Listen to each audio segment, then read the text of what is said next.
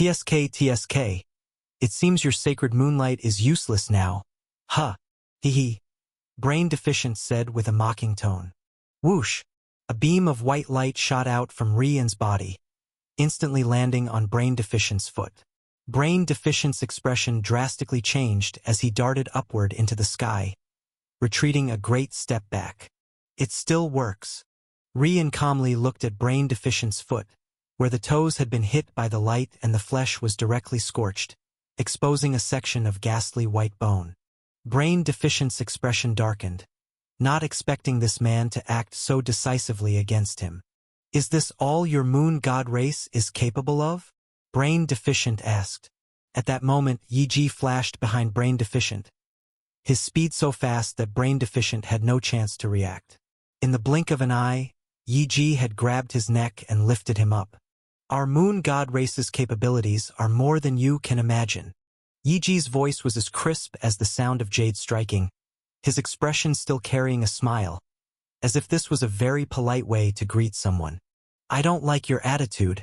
You filthy demon tentacles should show more respect to our moon god race.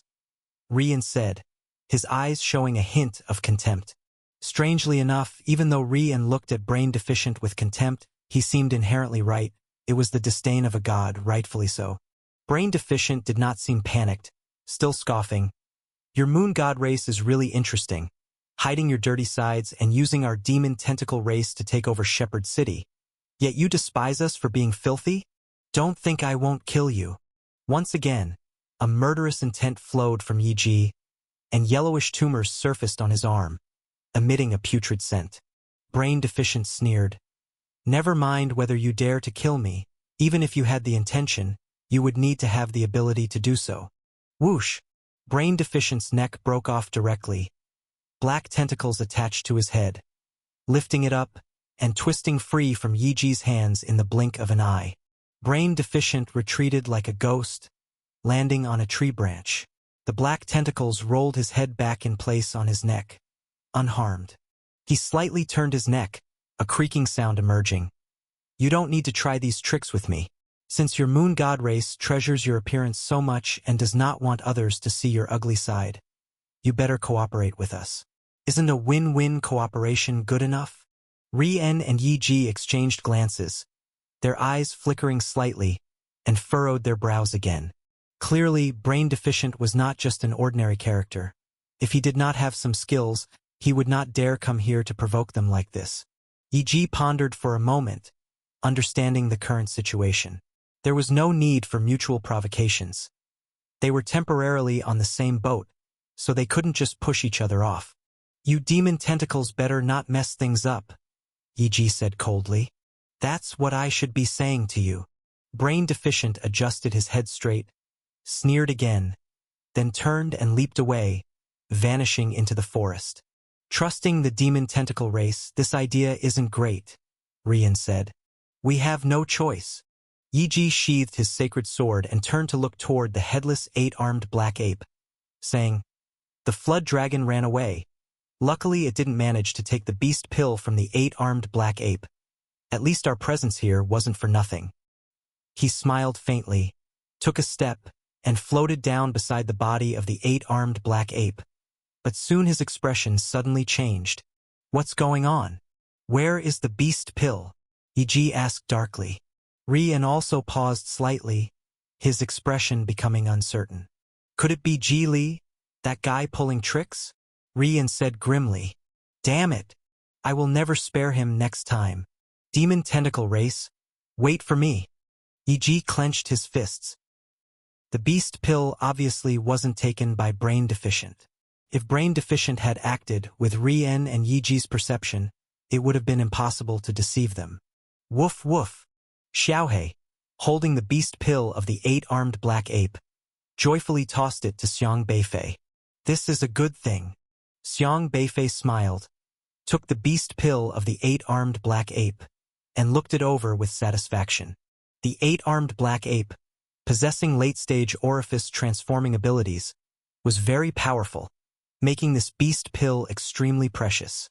Xiang Beifei stored away the beast pill, then looked towards Rian and Yi Ji in the distance. these two strikingly handsome men and women of great strength. What did this so-called moon god race mean? What was Shepherd City? What were they planning to do in cooperation with the ghost mustache of Remnant Visage? At that moment, Ri-En and Yi-Ji, unable to find the beast pill of the 8-armed black ape, appeared very annoyed, muttered a few curses under their breath, and then left. Xiang Beifei did not go after them. Wu! Era looked around, searching for the trace of the flood dragon, urging Xiang Beifei to find the young flood dragon. It wanted to recruit a follower. Recruit a ghost, will you? Xiang Beifei said irritably as he flicked Era's head. Can you still smell the flood dragon? The flood dragon had late-stage orifice transforming abilities, and was a desolate beast with spiritual intelligence not inferior to the human race. During its escape, it utilized its special abilities to disrupt and shield its scent to prevent tracking. Era, sniffling with its nose, realized it couldn't detect the scent of the flood dragon and felt somewhat disheartened. All right, you wanted to save it and I saved it too. Whatever happens to that desolate beast next is no longer our concern. Let it fend for itself. The purpose of Xiang Beifei's journey was to head to Siho, focusing on his own goals first. As for what the moon god race wanted to do with the demon tentacle race, that was their business, and there was no need for him to muddy the waters. He immediately turned and, following the stone from Chunho, headed north. After flying for 2 more days, Xiang Beifei couldn't help but mutter. Chunho was indeed far from Siho. On the 3rd day, Xiang Beifei stopped amidst a range of mountains, gazing at the undulating peaks in deep thought. The mountains stood tall, with peaks lush and verdant, numerous towering peaks in sight, and various large flying creatures rising and falling in the distance. The air was thick with miasma, surrounding the mountains. This miasma was purple, visibly toxic. The compass from Chunho constantly pointed deep into the mountain range. Strange. Isn't this the mountain I just crossed? Xiang Beifei looked at the tall mountain in front of him in surprise. He had actually already crossed this mountain range, initially following the compass northward. However, the compass took a turn midway and he turned as well.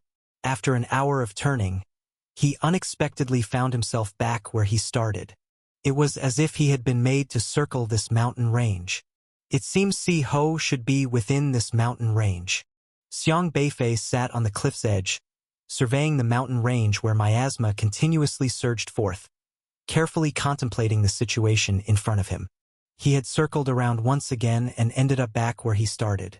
If he continued following the direction of the compass, he might circle back again.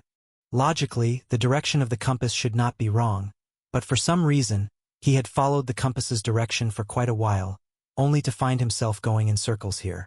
This was nothing like the time he went to Chunho. When he went to Chunho, upon reaching the entrance, the compass had stopped moving, but here the compass just kept spinning in this area. No, it can't be that simple.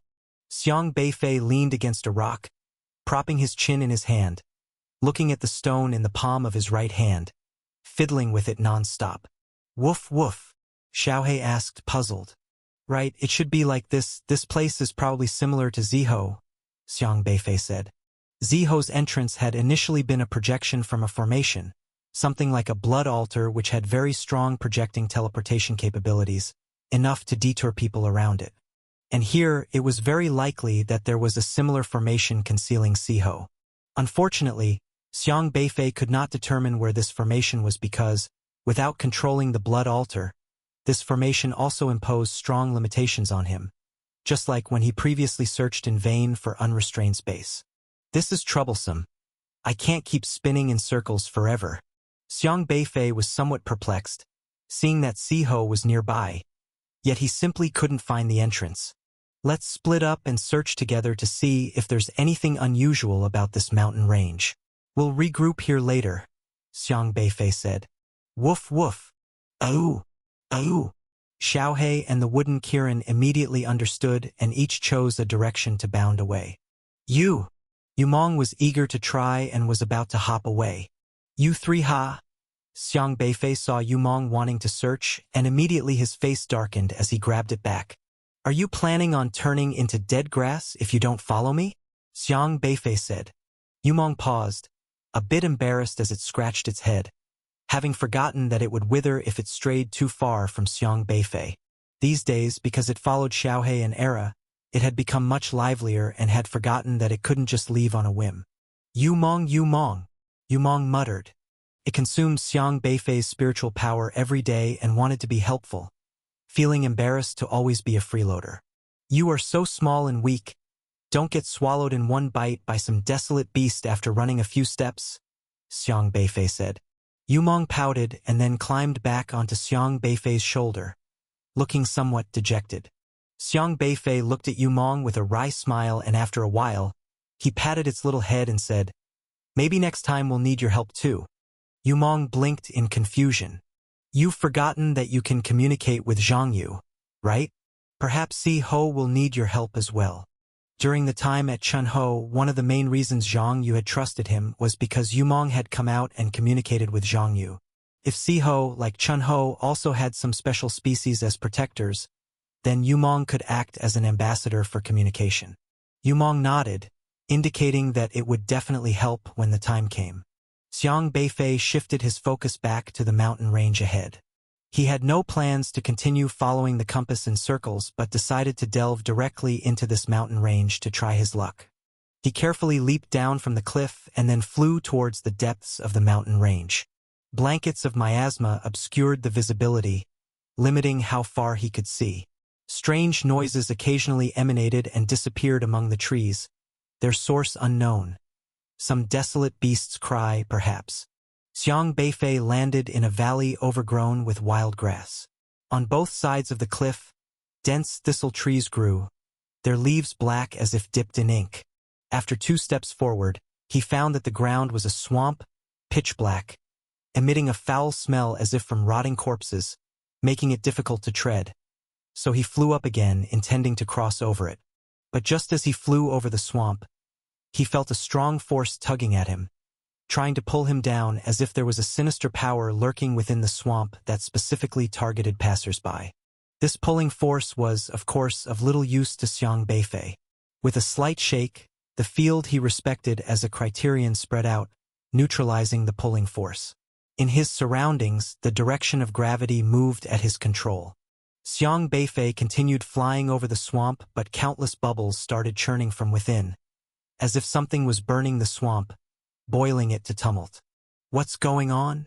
Xiang Beifei stared at the swamp below, intending to investigate what exactly was the deal with this swamp. But at that moment, he suddenly heard some creaking noises from the bottom of the swamp. Next, some bones flipped up from beneath the earth. These bones seemed to float up from the bottom of the swamp. The bones' condition made it hard to tell what kind of desolate beast they belonged to, as there was no complete skeletal frame left, making it difficult to recognize. But in just a moment, the surface of the swamp was suddenly covered with various white bones, as if the swamp had turned into a battlefield of white bones out of nowhere. Xiang Beifei didn't understand what was happening to the swamp. He stopped and stood in midair, pondering over the piles of bones below. Then, he suddenly saw several human skeletons. These bones were definitely human, no doubt about it. How far from Juzhou was this place to find human bones? Could it be the ghost mustache of remnant visage? Xiang Beifei thought deeply. People from the Juzhou continent couldn't possibly have traveled this far, so the most likely explanation would be the ghost mustache of remnant visage. The ghost mustache of remnant visage often killed humans on the Juzhou continent and then used their bodies as hosts. If they discarded the human corpses here, it would make sense for the bodies to decompose into white skeletons. However, as Xiang Beifei walked a few more steps, something felt off because the bones here were incredibly hard. Some of the beast bones were black as if forged from steel, and others were emerald green, resembling jade artifacts. Xiang Beifei had never seen such bones, nor could he identify from which desolate beast they came. He carefully wrapped up a piece of bone with breath soil, trying to get a closer look. But just then, the valley was suddenly swept by wind. The wind whistled through the stone crevices, echoing in the valley, sounding particularly grating. And at that moment, crack! The sound of bone joints moving echoed as a hand bone on the swamp slowly rose to stand, flexing gently. A little distance away, A triangular skull flashed with a dim purple light in the depth of its hollow eye sockets. Swish! Swish! Another bony hand emerged from the ground. Both hands only had their upper arms and were not attached to a body. These hands groped around before slowly propelling themselves towards the triangular skull. This triangular skull, a remnant of some unknown desolate beast, emanated a faint glow from its eye sockets, like tiny purple flames flickering gently, seemingly controlling the flames. The two hands reached the side of the triangular skull, and one hand clumsily searched before quickly grabbing the skull's lower jaw, lifting the skull into midair. The hands continuously adjusted the skull's direction, allowing it to look around. The flames in the skull's eye sockets flickered again as if discovering something, and the other hand immediately crawled over, searching laboriously through a pile of bones, and dug out a connected spine. The spine was straight, about a meter long. One hand dragged the spine back and then planted it into the ground. The other hand then mounted the triangular skull onto the spine segment. A thin strand of purple flames flowed from the skull's eye sockets along the lower jaw, connecting itself with the spine. The skull began searching around, incessantly directing the two hands to look for suitable bones in the swamp's bone piles. Soon, ribs, pelvis, leg bones, various bones were gathered, and quickly, the skull commanded its bony hands to assemble its skeletal body. Xiang Beifei floated on a stone beside the swamp, observing this skeleton with considerable astonishment. It was his first time witnessing a skeleton that had become sentient. Indeed, all sorts of bizarre occurrences were possible in this foreign desolate realm. This guy, couldn't he be from the Siho species? Xiang Beifei grew increasingly intrigued by the skeleton, perhaps because he had seen various humanoid creatures, the half-tree, half-human Yumong, the stone-built Zhangyu, and so on. Thus, seeing a skeleton built from different bones didn't strike him as strange anymore. The skeleton was peculiar, although the bones it collected were from various sizes of desolate beasts. When assembled, they were arranged in a human configuration, resulting in a very strange sight. The ribs were interspersed green and white. The two leg bones were mismatched. The left seemed to be from a large gorilla, while the other was an inch shorter and red. One shoulder blade was very pronounced, like a sharp bone spur, while the other was recessed. The creature's body was like building blocks, pieced together from bones of different desolate beasts. Yet it awkwardly tried to mimic a human skeleton, creating a bizarre creature. Yet this hodgepodge of bones allowed it to move. After fully assembling itself, the skull seemed dissatisfied with its body. It began walking around in the bone piles of the swamp, continually digging up bones. Suddenly, the flames in its eye sockets flickered intensely, as if excited upon spotting two human leg bones. It quickly dug them out and broke off its own desolate beast leg bones to attach the human ones. However, after attaching them, it realized it now had bow legs. It walked a few steps, perhaps feeling the bow legs were unsightly, and then stopped to forcefully twist its leg bones, finally managing to adjust the alignment of its joints after much effort. The skull started walking along the swamp, pausing and resuming, searching for various bones like a scavenger. Every time it found something suitable, it would stop to attach it to itself, spending a long time until it gradually started resembling a human. Its head was still triangular, resembling some kind of serpentine desolate beast. It constantly touched its head, seemingly displeased with its own head. Just then, it suddenly spotted a human skull, and the purple light in its eyes flickered anew. Although the swamp was littered with various desolate beast bones, including human bones, intact human skulls were rare, either being only half a skull or being completely split open. The skull had barely found an intact skull when the flames in its eyes flickered rapidly, appearing overjoyed. It hurriedly removed its triangular skull and then, using its hand bone, poked around the eye sockets, scooping out two balls of purple fire from its sockets and placing them into the human skull. Then, it reattached the human skull back onto its shoulders. This action left Xiang Beifei completely dumbfounded. Is this the head-swapping technique? Xiang Beifei found it incredibly bizarre. It was his first time seeing a skull swap bodies like this, scooping its eyes out and inserting them into another skull. The skilled maneuver definitely suggested it was an experienced hand, probably having done it numerous times. However, Xiang Beifei also fell into deep thought because he noticed that the skull was constantly adjusting its bones to align more with a human structure, especially the two balls of purple fire in the eyes, which seemed very eerie. Regardless of how its body's bones transformed, the most critical part had to be the two balls of fire in the eye sockets. Did it really enjoy making itself look human? At this moment, the skeleton had already started moving forward, and Xiang Beifei silently followed behind, curious about where the skeleton was heading. Kept moving forward, and after about 10 minutes it finally exited the valley. However, there were mountains everywhere, and once it left one valley, it continued running along the mountain path.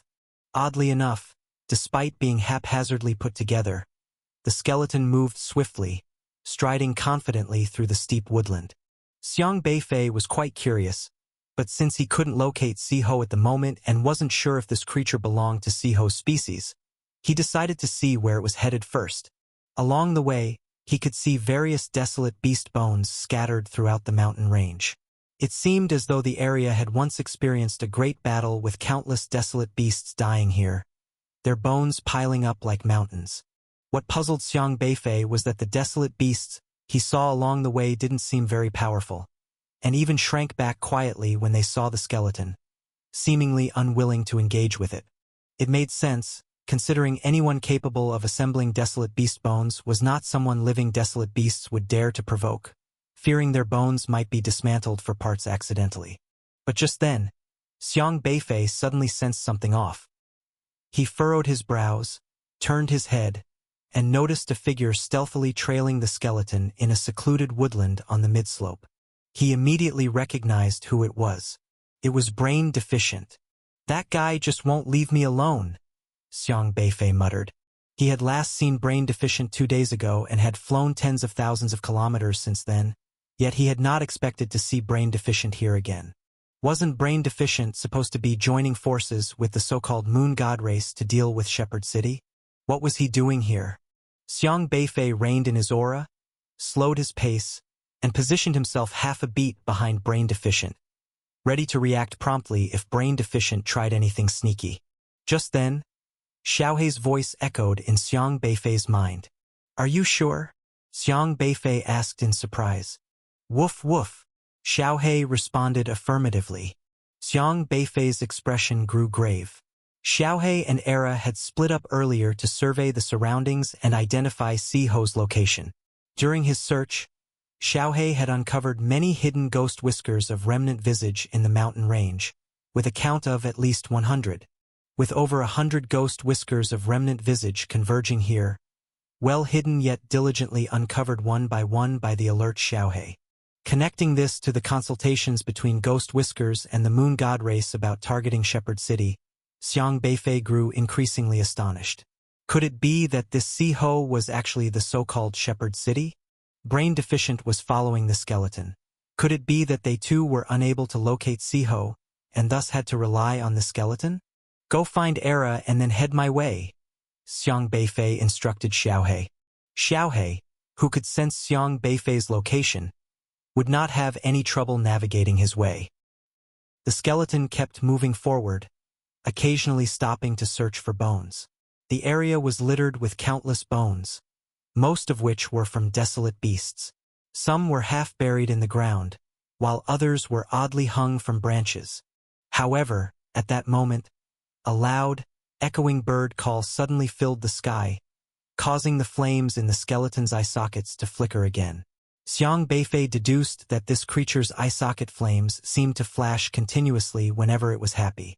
Upon hearing the bird call, the skeleton headed towards the sound, scaling branches with agility, peered around briefly and then swung from branch to branch like a monkey, moving at incredible speed.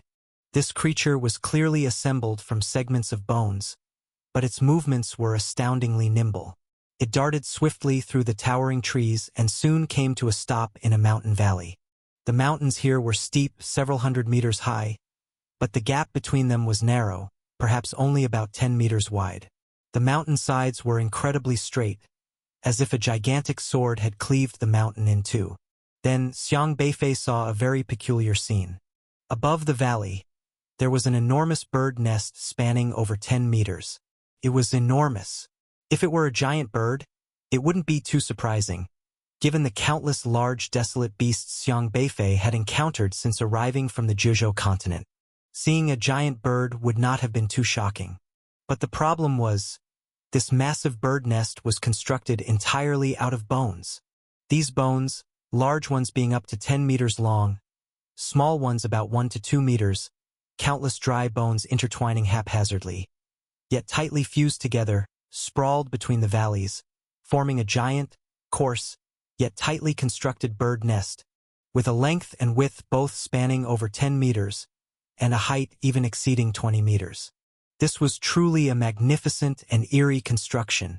Xiang Beifei had no idea which type of desolate beast bird used bones to construct its nest, but he soon witnessed it, as a giant pale eagle equally eerie, its wingspan over 50 meters long, descended from the sky towards the valley's bird nest, darkening the sky like a small mountain. The flapping of its wings stirred up whirlwinds, causing many rocks to shake. He finally understood why the great pale eagle used bones to build its nest, because if it had used branches, they would likely have been blown away by the gale forced by the bird's wingspread. Only desolate beast bones, which were tough and relatively good at slotting together, could be used to construct the nest. The pale eagle landed like a small mountain, still carrying a giant desolate beast in its beak, which seemed to be a double-winged tiger at the meridian opening stage. It settled in its nest and started to peel the skin off the double-winged tiger, consuming its flesh. It ate very quickly, soon leaving only the bones. The long wing bones and the spine of the double-winged tiger were kept to reinforce the nest, whereas other limbs were thrown down into the valley below. As soon as the double-winged tiger's corpse dropped, a thick fog seemed to rise in the valley, corroding the flesh and bones of the corpse until only the skeleton remained. Beneath its nest was a vast collection of various desolate beast bones, like a giant bone graveyard, a sight to behold. The skeleton, as if discovering the new world, quickly ran towards the pile of bones beneath the bird nest. The flesh-corroding fog fell on it but caused it no harm. It rummaged through the bones, found some new ones, and started replacing parts of its own body. The great pale eagle seemed to notice this uninvited guest, but it only glanced at the skeleton and then ignored it, probably because there was no conflict of interest or threat, so it did not bother. The skeleton scoured the valley, and as it continued, it suddenly discovered something and ran forward in surprise. 100 meters from the pale eagle's nest lay countless human bones. Xiang Beifei was also slightly startled. There were no fewer than 100 human skeletons here.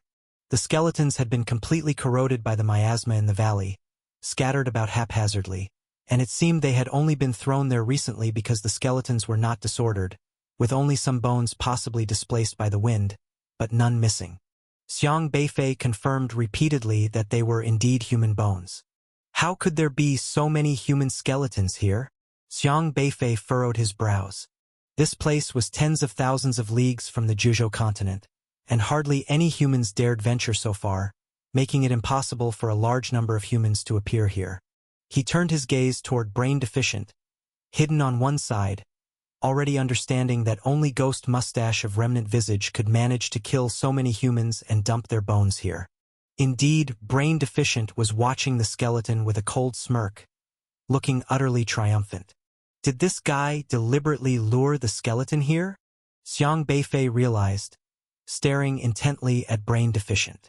This guy had killed countless humans and dumped so many bones here, certainly not by chance, definitely scheming something.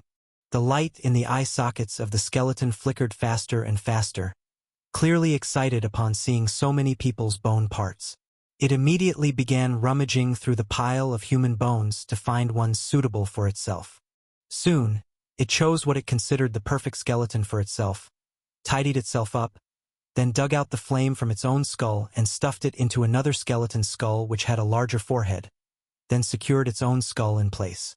This time, it finally looked like a normal human skeleton, no longer a motley collection of assembled parts. It appeared much more orthodox, examining its body up and down, the flame in its eye sockets flickering as if it were satisfied with its own appearance. After all these preparations, it seemed to remember something. immediately grabbed a skull, turned, and ran outside without stopping. Xiang Beifei did not know where it was running to, but Brain Deficient had already followed it again, and naturally he could not fall behind. After hiding his presence, he followed slowly behind Brain Deficient. The skeleton ran through the deep mountain forests for about 20 minutes and soon arrived in front of an inconspicuous small mountain. This mountain was ordinary, bland compared to the surrounding mountains, nothing to make anyone look twice. Such mountains could be found in abundance in this range. The skeleton walked along the trail of this mountain, quickly climbed halfway up the slope, and then leaped into the forest, jumping towards a dense thicket overgrown with weeds. Xiang Beifei and Brain Deficient maintained a distance, following from another direction. He landed softly among the trees, then saw a very hidden pit in the ground. The pit looked as if the ground had collapsed, containing a large cave that was only tens of meters wide at the opening but expanded to several hundred meters in diameter inside, pitch dark, and impossible to see to the end. The mouth of the cave was covered by dense foliage. In the spots where sunlight could penetrate, many desolate beast bones were spread out, many shattered and scattered all over. After the skeleton jumped into this cave, it quickly disappeared into the darkness. Brain Deficient silently followed behind, with Xiang Beifei close on his heels. The skeleton followed a narrow passage forward, and after about 2 or 3 minutes of turning, the surrounding temperature gradually began to rise, even becoming hotter. Suddenly, the view opened up, and firelight illuminated the surroundings. Xiang Beifei realized that this place was a lava cave, seemingly part of a volcano. 10 meters below was magma, the searing lava bubbling continuously, emitting bubbles, and sparks flickered, the temperature reaching thousands of degrees.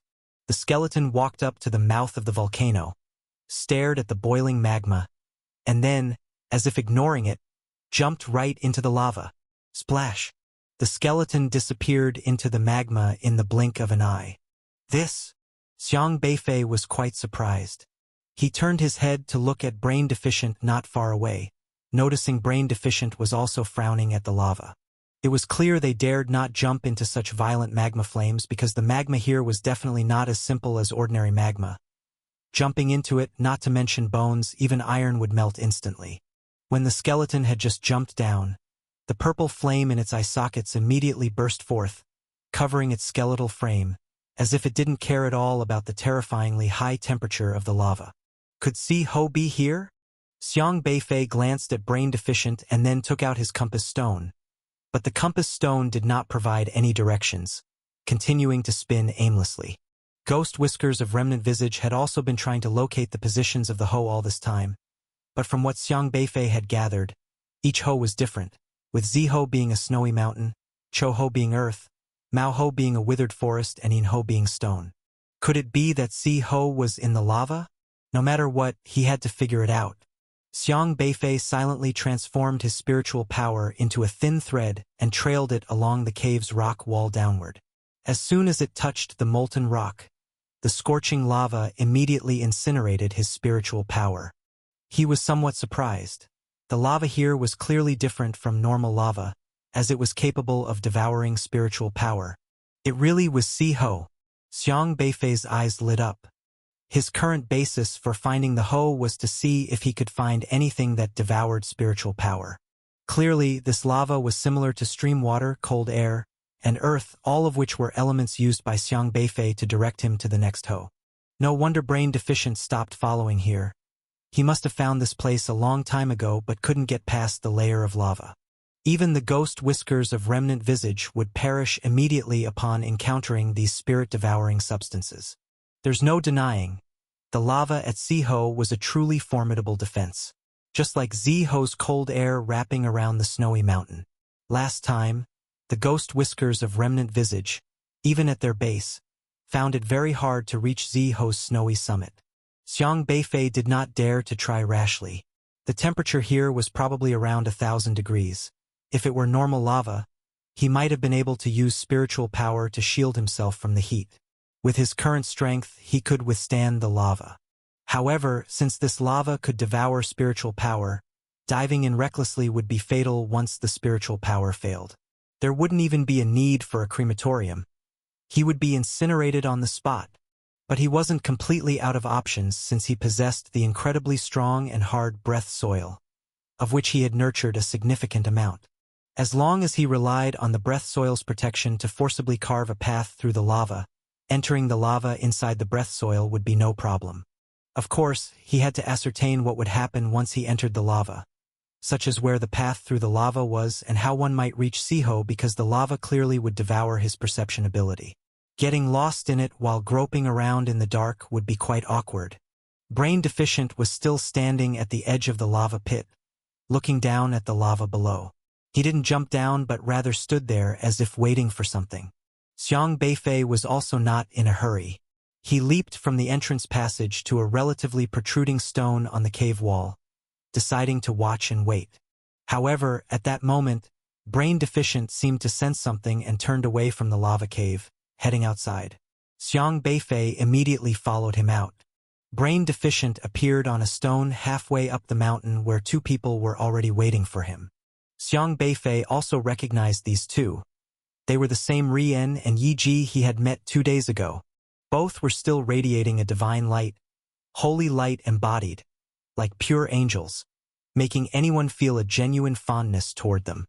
"How is the progress?" Yi Ji asked gently. "All is going well. The skeleton has gone back to Shepherd City. Should there be no accidents, it will surely bring peers." Brain Deficient sneered. Rian kindly asked, "Are you sure this plan will succeed?" "Don't worry.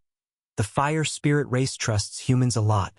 Haven't you seen how they like to use human skeletons as their own bodies? I specifically had my companions secretly hunt down a large batch of humans from the Jojo continent, transported their corpses here, and turned them into bones to lure these skeletons," Brain Deficient stated confidently. Yi Ji replied, "Just because they like human bones doesn't necessarily mean they like humans. You are wrong. These skeletons want human bones for their bodies because they like humans, wanting to emulate human behavior. Since you look the most like humans, it's easier for you to win the trust of the young skeletons." Brain Deficient corrected him. Yi Ji sized up Brain Deficient, speaking meaningfully. "You also look like a human. Why don't the skeletons like you then?" Brain Deficient's face darkened slightly but remained silent. Rian laughed. "I get it now. Those little skeletons can tell the stench of your demon tentacle race and don't trust you. Don't forget who has the big meat tumors," Brain Deficient retorted.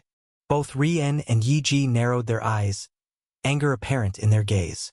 Brain Deficient continued, "We all have our own goals. If we want to cooperate, talk less.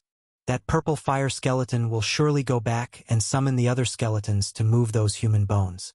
We will then attack them, and you will just have to show up at the right moment, pretending to drive us away. The skeletons will definitely be grateful to you, and they should let you into Shepherd City. You can cooperate from inside and out then." Yi Ji spoke eagerly. "Then I can't wait to tear you to pieces." Brain Deficient narrowed his eyes, looking quite unpleasant. If the act isn't convincing enough, how would they believe it? Rian smiled. When she smiled, it was like a breath of spring, warm and pleasant. "Since it's a play, you should also understand, if I don't injure you, why would they take you back for treatment?" Brain Deficient replied with a cold laugh. Both Yi Ji and Rian exchanged looks, uncertain, and snorted coldly after a moment. The two of them stopped talking and walked away. So it was a plan to feign weakness. Xiang Beifei roughly understood the plan of the Demon Tentacle race and the Moon God race. Both species seemed eager to get inside Siho, but clearly, with boiling magma as a defensive barrier, neither the meat-winged monsters nor the ghost mustache of Remnant Visage could break through. That meant a frontal assault was almost impossible. So the ghost mustache of Remnant Visage and the meat-winged monsters intended to unite, using the young skeleton's affinity for humans to infiltrate Siho and internally break down the skeleton's defenses. It was a perfect plan. The Moon God race, looking saintly and beautiful, had a strong power of persuasion. Xiang Beifei glared coldly at Brain Deficient, outraged that for this plan, he went as far as to slaughter so many on the Jojo continent. Those hundreds of skeletons, at the very least, were hundreds of human lives, all lost at the hands of this group of ghost mustache of Remnant Visage. Truly malevolent. Xiang Beifei fell silent for a moment before returning to the magma cave. Xiaohe, you and Era follow my plan. Xiang Beifei had explained his next moves to Xiaohe and Era in his mind. Since the ghost mustache of Remnant Visage and the meat-winged monster wanted to join forces, it was only natural he got involved. Woof woof. Xiaohe expressed that there was no problem at all. Xiaohe had already located Era, and the two sneaks were now tallying the deployment locations and numbers of the ghost mustache of Remnant Visage. Each with their natural advantages, one could become invisible, and the other could control trees. They had nothing to worry about in these mountains. Keep an eye on Era, it's a bit jittery. Don't let anything go awry, Xiang Beifei warned again. Woof! Brain Deficient didn't return to the cave but instead headed towards the canyon where the giant eagle had been, planning to lie in wait there. Xiang Beifei, however, stayed by the cave. He had originally wanted to try using the breath soil on the magma, but after a moment's thought, he chose not to proceed with that idea. Half an hour later, bubbles emerged gurgling again within the magma, and soon the purple fire skeleton's head reappeared from the magma, flapping towards the cave's glowing red wall of rocks. The skeleton moved in the magma as effortlessly as a person swims through water, its eye sockets glowing with a faint purple flame that protected it. Plop! Plop! But Beifei soon realized that it wasn't just the purple fire skeleton in the magma this time. Other skulls began to pop up as well. These skulls were of various kinds. Some cracked wide open, their bones loosely scattered. Apart from their skulls being human-like, the other bones were from desolate beasts. However, uniquely, the flames within these skulls' eye sockets varied in color. Red, yellow, green, blue, cyan, and purple. They all sparkled with different lights, quite peculiarly. The first purple fire skeleton had skillfully climbed up the cliff and reached the edge of the cave, beckoning the other skeletons. They quickly climbed up, the light in their eyes flickering continuously. It seemed that the skeletons communicated through the frequency of their flames' flickers. Xiang Beifei couldn't quite make out what the little skeletons were saying, but he guessed that the faster the flickering, the more excited they were. In total, there were now 20 skeletons. Apart from the human bones that composed the body of the purple fire skeleton, the others were mostly made of desolate beast bones. To make themselves look more like humans, some skeletons had even ground their desolate beast bones into shapes resembling human bones. They looked somewhat odd but were clearly striving to appear human. The skeletons proceeded boldly along the passage, leapt out of the mountain pit, and began to quickly leap forward in the forest like monkeys. It was an eerily bizarre scene. So many skeletons hopping around in the forest as if hurrying to a fair, quite lively. However, some skeletons clearly didn't have perfect control over their bones, and during their leaps, a few managed to dislodge their own toe bones. But the skeletons didn't stop to pick them up. There were better parts ahead, and these little bones weren't worth the trouble. Soon, the purple fire skeleton led its kinsman to the giant eagle's nest, and all the skeletons' flames in their skull sockets began to flicker excitedly at the sight of the pile of bones. The other skeletons were already impatient to start scavenging through that stack of bones, the complete human skeletons attracting them immensely. At that moment, in the dense woods above the valley, Brain Deficient and other ghostly visage operatives stood on tree branches, using the leaves as cover, watching the group of skeletons. On the other side, Ri-En and Yi-Ji were also standing afar and observing. "They're finally here," Brain Deficient said with a cold smile. At first, the purple fire skeleton was pointing at the pile of bones, the flames in its eye sockets flickering constantly. Then, it pointed at its own bones as if to show its companions that its bones were from that same pile. The other skeletons, too, flickered the flames in their eye sockets in response, engaging in some unknown discussion. They all seemed eager to rush for the bones, but at that moment, one relatively tall skeleton stopped them. This skeleton was taller than all others, with strangely shaped bones that were milky white and smooth, as if crafted from an art piece. The flames in its eye sockets were white and incredibly bright, seeming almost about to burst out of the sockets. Among the group of skeletons, this one appeared to be the most rational and was not continuously flailing about like the others. The white flame skeleton seemed to be the leader of this troop. It motioned with its hand and all the other skeletons quietened down. The white flame skeleton closely examined the pile of human bones and cautiously surveyed the surroundings, evaluating the terrain of the valley and the great eagle that had just flown away, as if assessing something. After a while, it shook its head, indicating to the others not to approach the pile of human bones. The other skeletons looked perplexed, desperately gesturing, the flames in their eye sockets even making a whooshing sound. Yet the white flame skeleton still insisted everyone back away, appearing to have detected something. Meanwhile, atop the valley, Brain Deficient narrowed his eyes. What keen senses! But then he sneered. However, since you're here, leaving won't be so easy. He waved his hand. Whoosh, whoosh, whoosh. The ghost whiskers of remnant visage hidden in the forest immediately sprang out.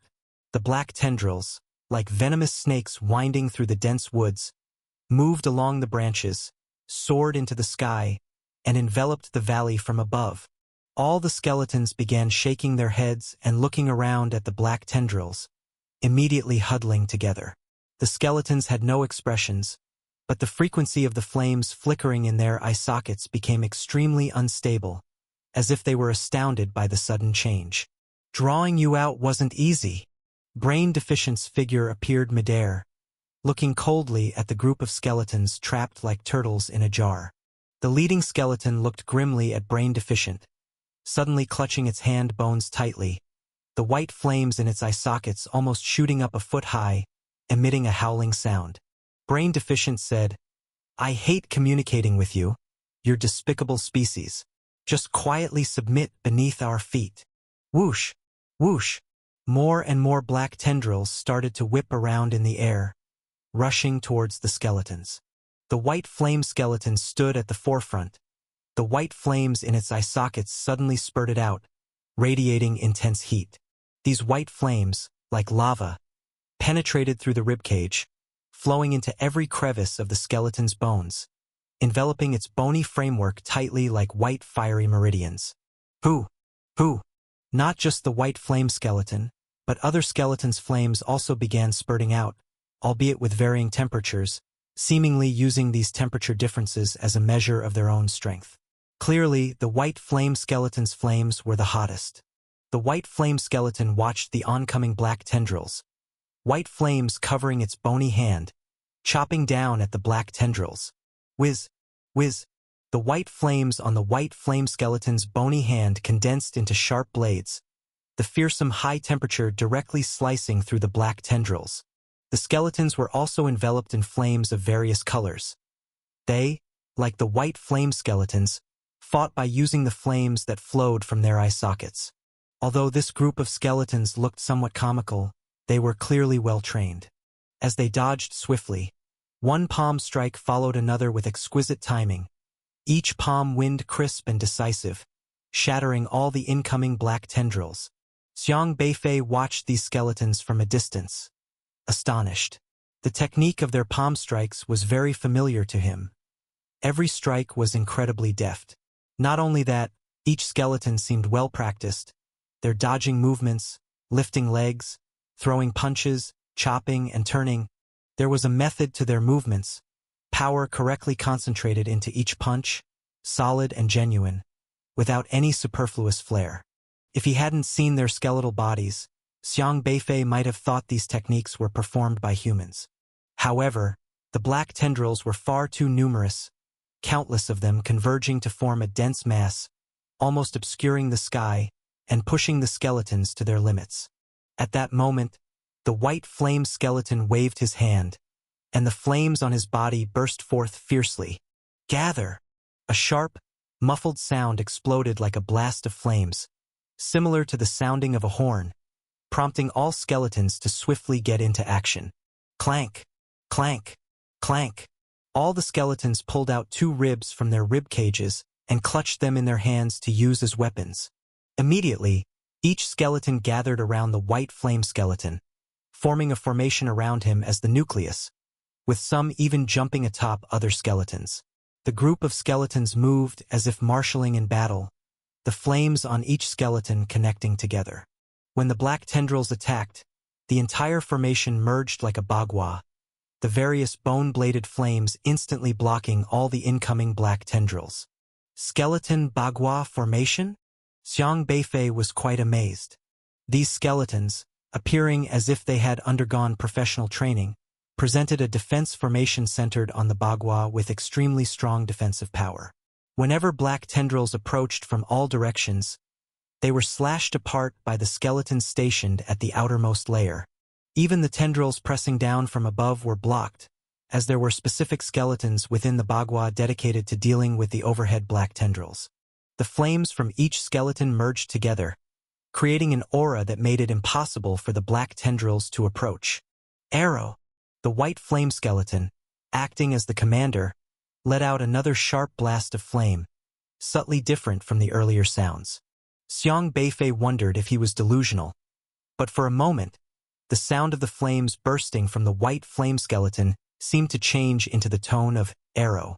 As soon as the sound of the explosion passed, the entire formation rapidly shifted, beginning from a bagua and quickly transforming into the shape of an arrow. The front of the formation, shaped like a triangle, began charging towards the valley exterior. Is this the arrow front formation? Xiang Beifei appeared astounded, recognizing this formation used to repel beast tides, as a pioneer himself.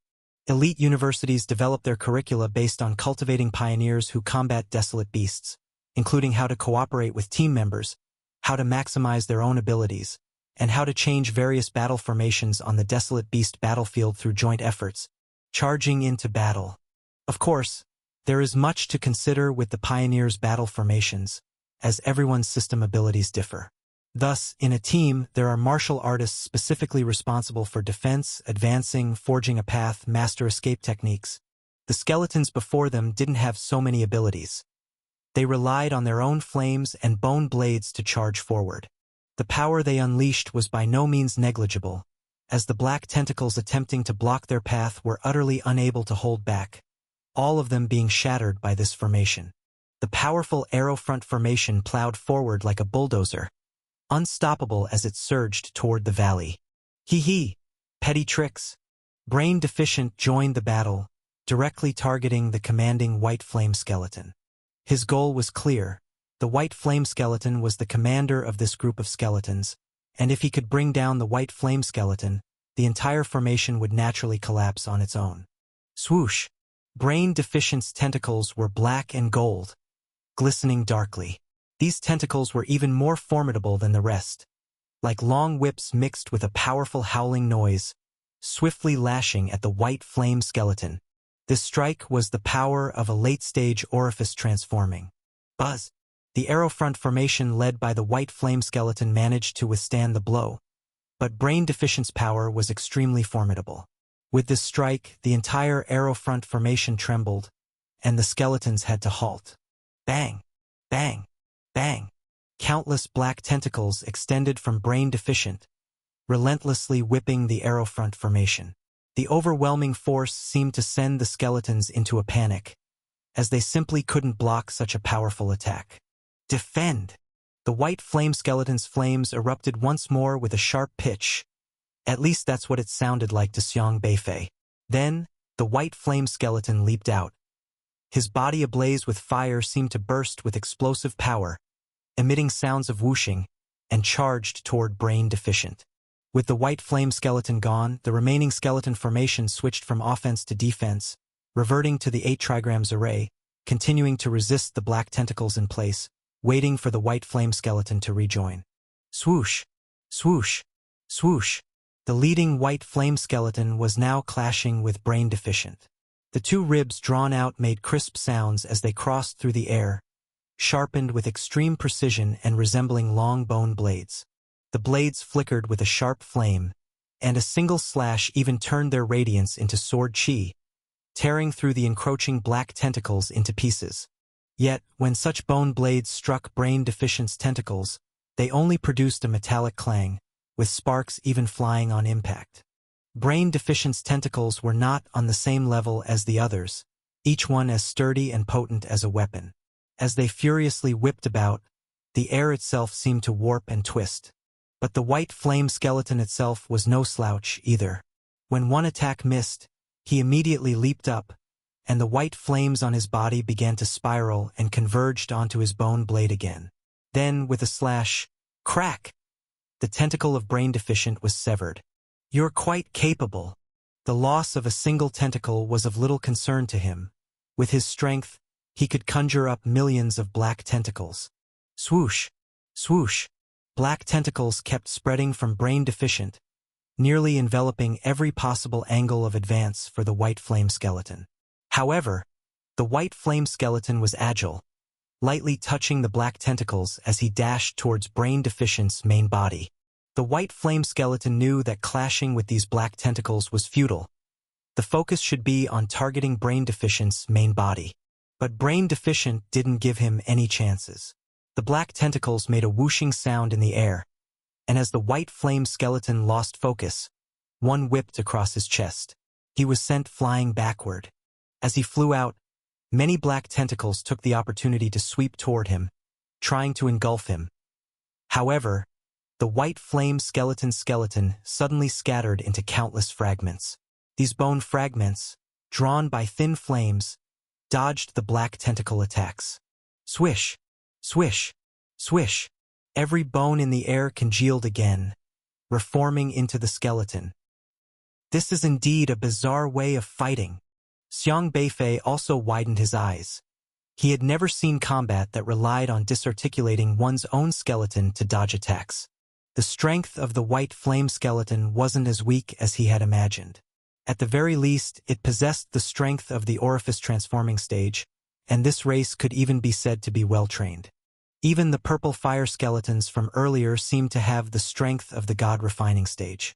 However, Xiang Beifei was very clear that this group of skeletons would definitely not be able to defeat Brain Deficient, as Brain Deficient had very powerful trump cards in hand, the most bizarre of which were those so-called priest incarnations.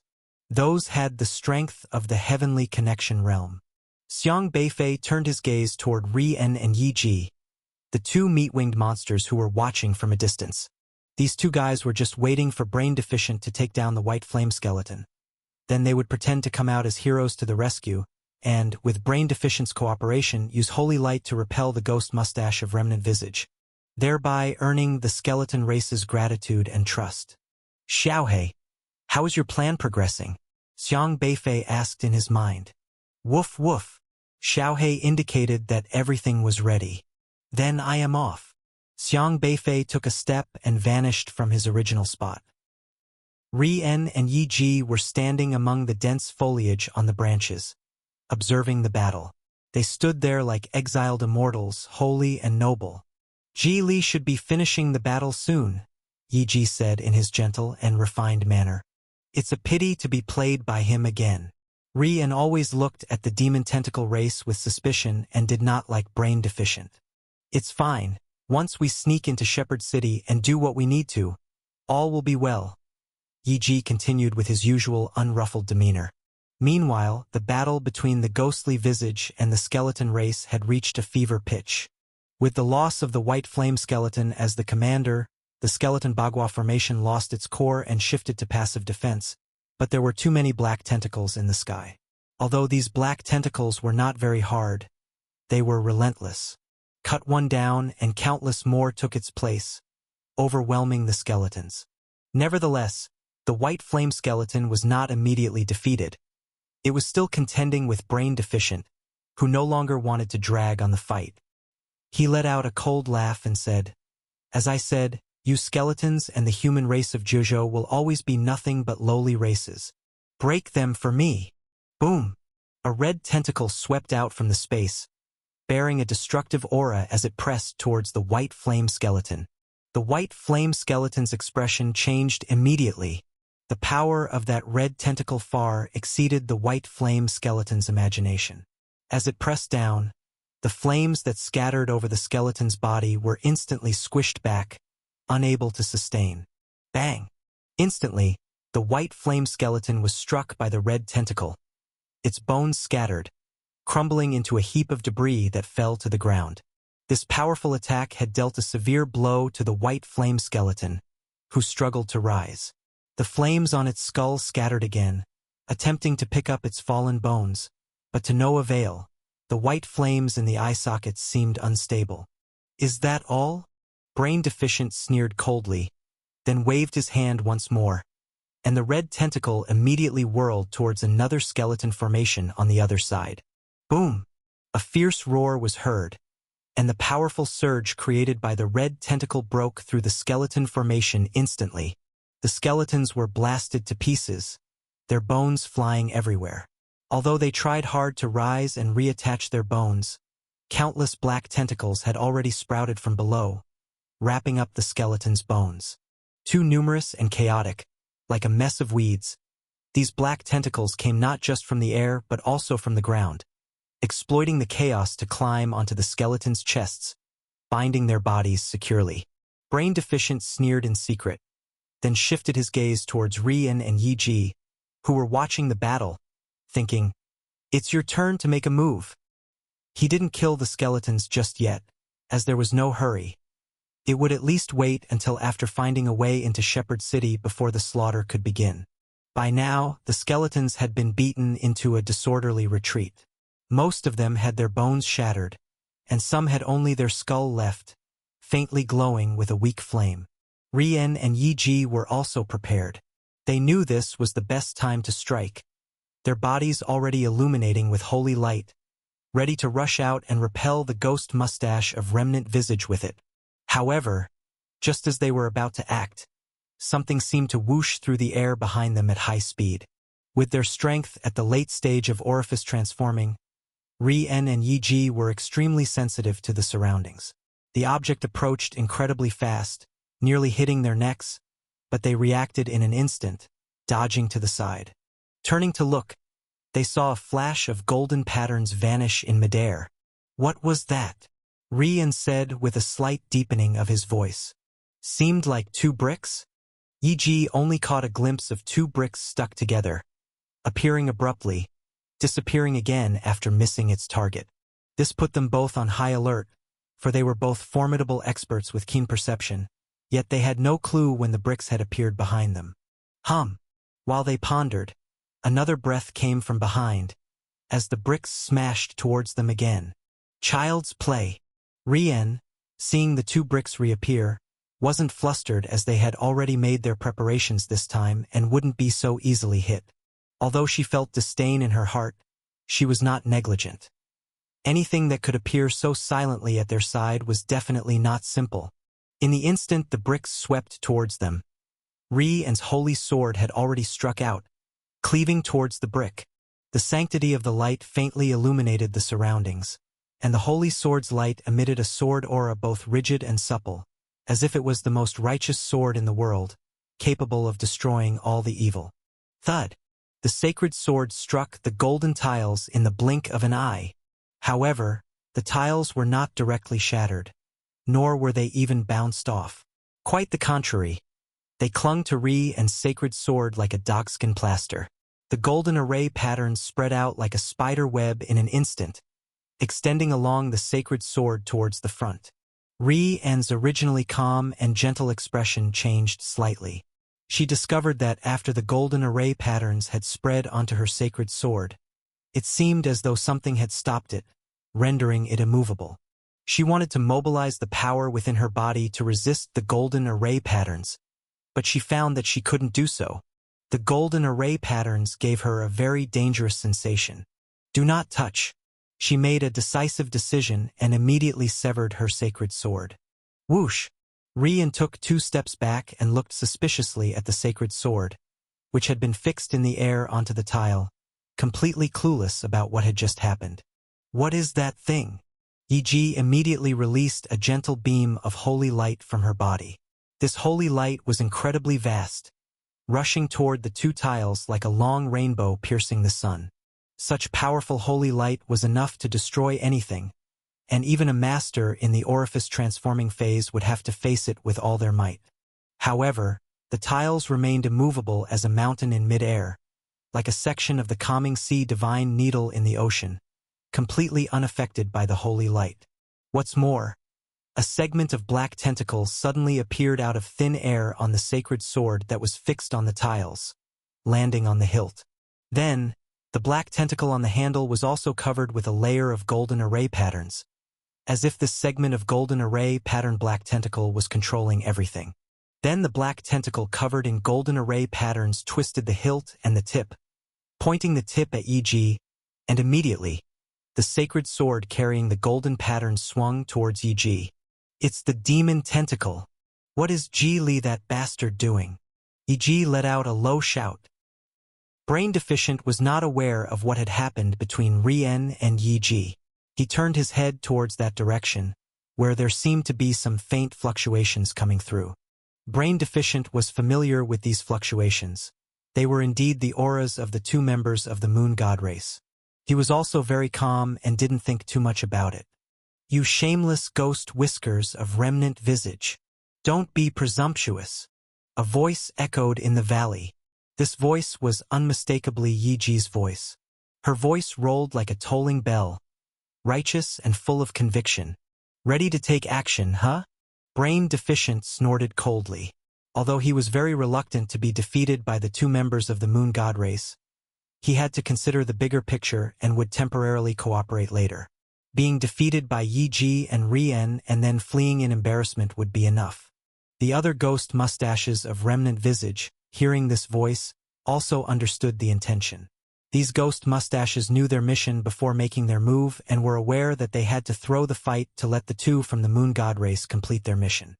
With this in mind, the aggressiveness of all ghost mustaches of remnant visage's tendrils diminished by a third. They planned to begin retreating as soon as the holy light appeared.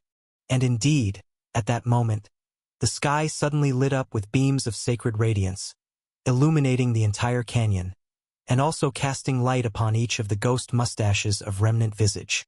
This light was extremely pure, appearing as though a heavenly god was descending, solemn and august. It was the holy light.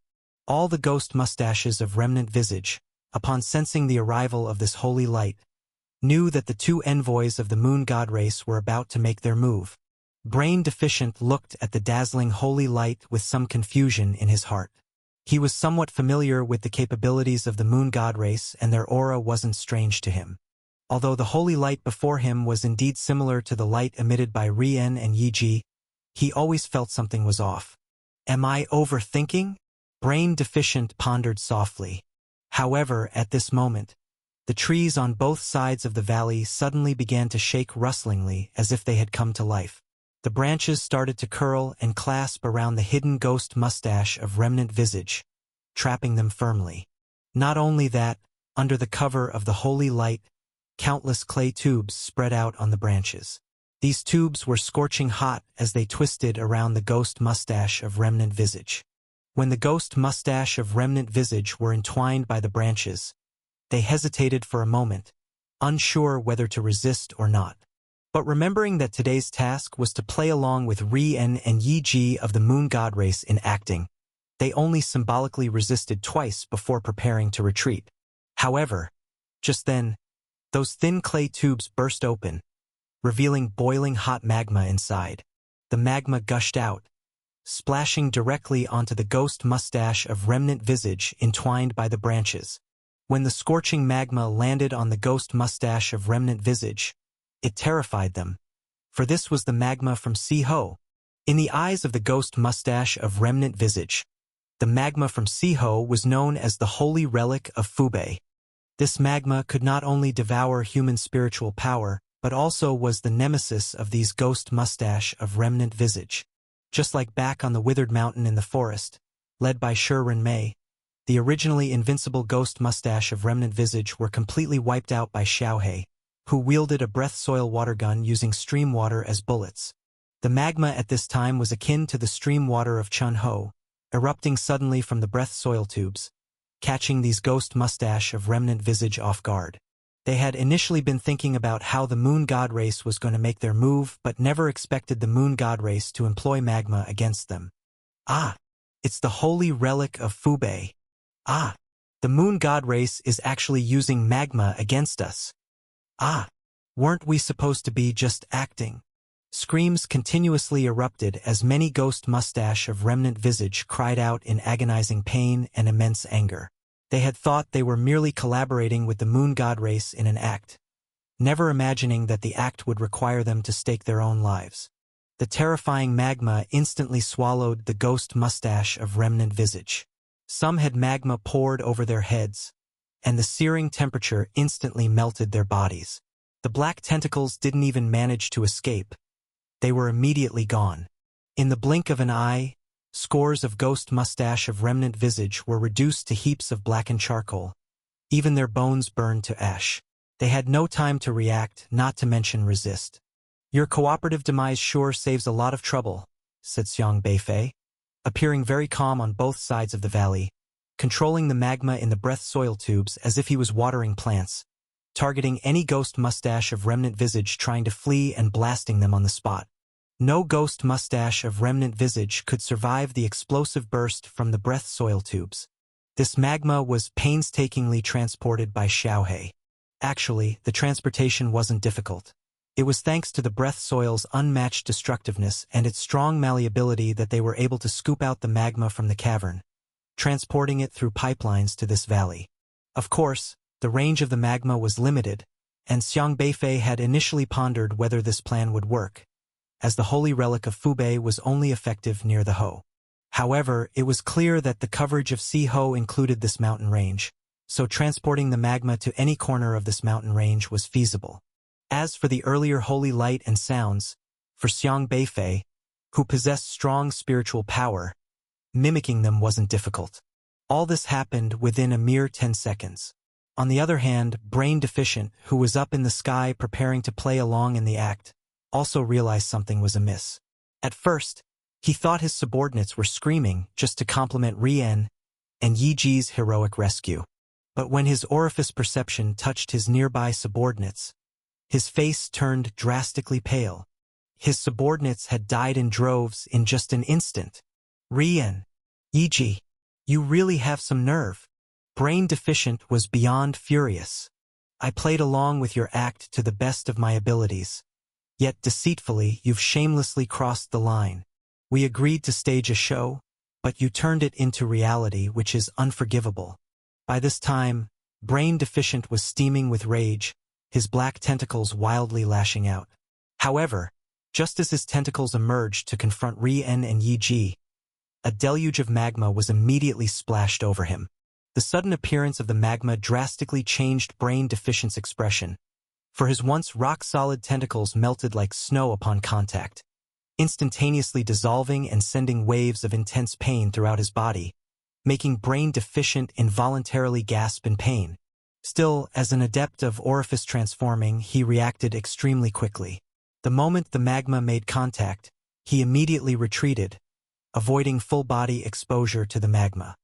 He leaped high into the air, but when he steadied his gaze, he found not a trace of the skeleton race in the valley. The skeletons, initially defeated and incapacitated on the ground, had vanished in just a blink of an eye right under his nose. Had Rian and Yi Ji rescued them? Brain Deficient flew into a towering rage. Those two bastards were so utterly ruthless in their actions. Just then, a crisp, bell-like yet deadly voice came from afar. "Ji Li, does the demon tentacle race still wish to cooperate after ambushing us?" As Rian spoke, he was already on the scene, glaring furiously at Brain Deficient. The two gold-patterned bricks that just appeared were clearly controlled by a section of black tentacles, capable of manipulating the bricks and vanishing mysteriously, which had delayed them for a minute. Even Rian's holy sword was snatched away. After the disappearance of the two bricks, both were severely infuriated and came demanding an explanation. But upon seeing the valley filled with black smoke and magma everywhere, still not fully solidified, the two meat-winged monsters were slightly taken aback.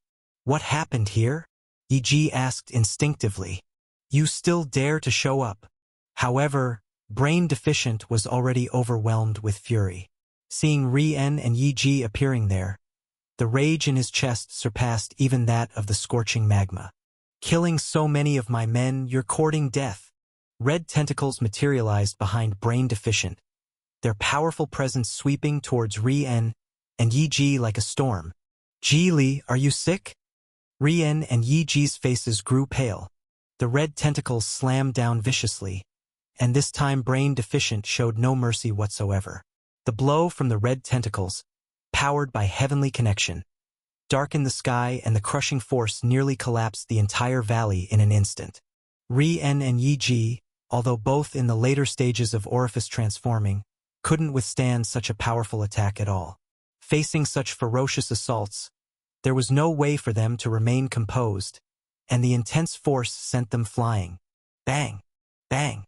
Ri-En and Yi-Ji were like two sandbags, smashing into the sides of the valley and creating huge, deep pits resembling ears. You dare to take this farce too far. How could I not play along? Brain Deficient seethed inwardly, showing no sympathy for these two at all. He remembered how, before the plan, Ri-En and Yi-Ji mentioned dismembering him elaborately to make it look more convincing. Fueling his anger even more, 2/3 of his underlings had died for no reason at all.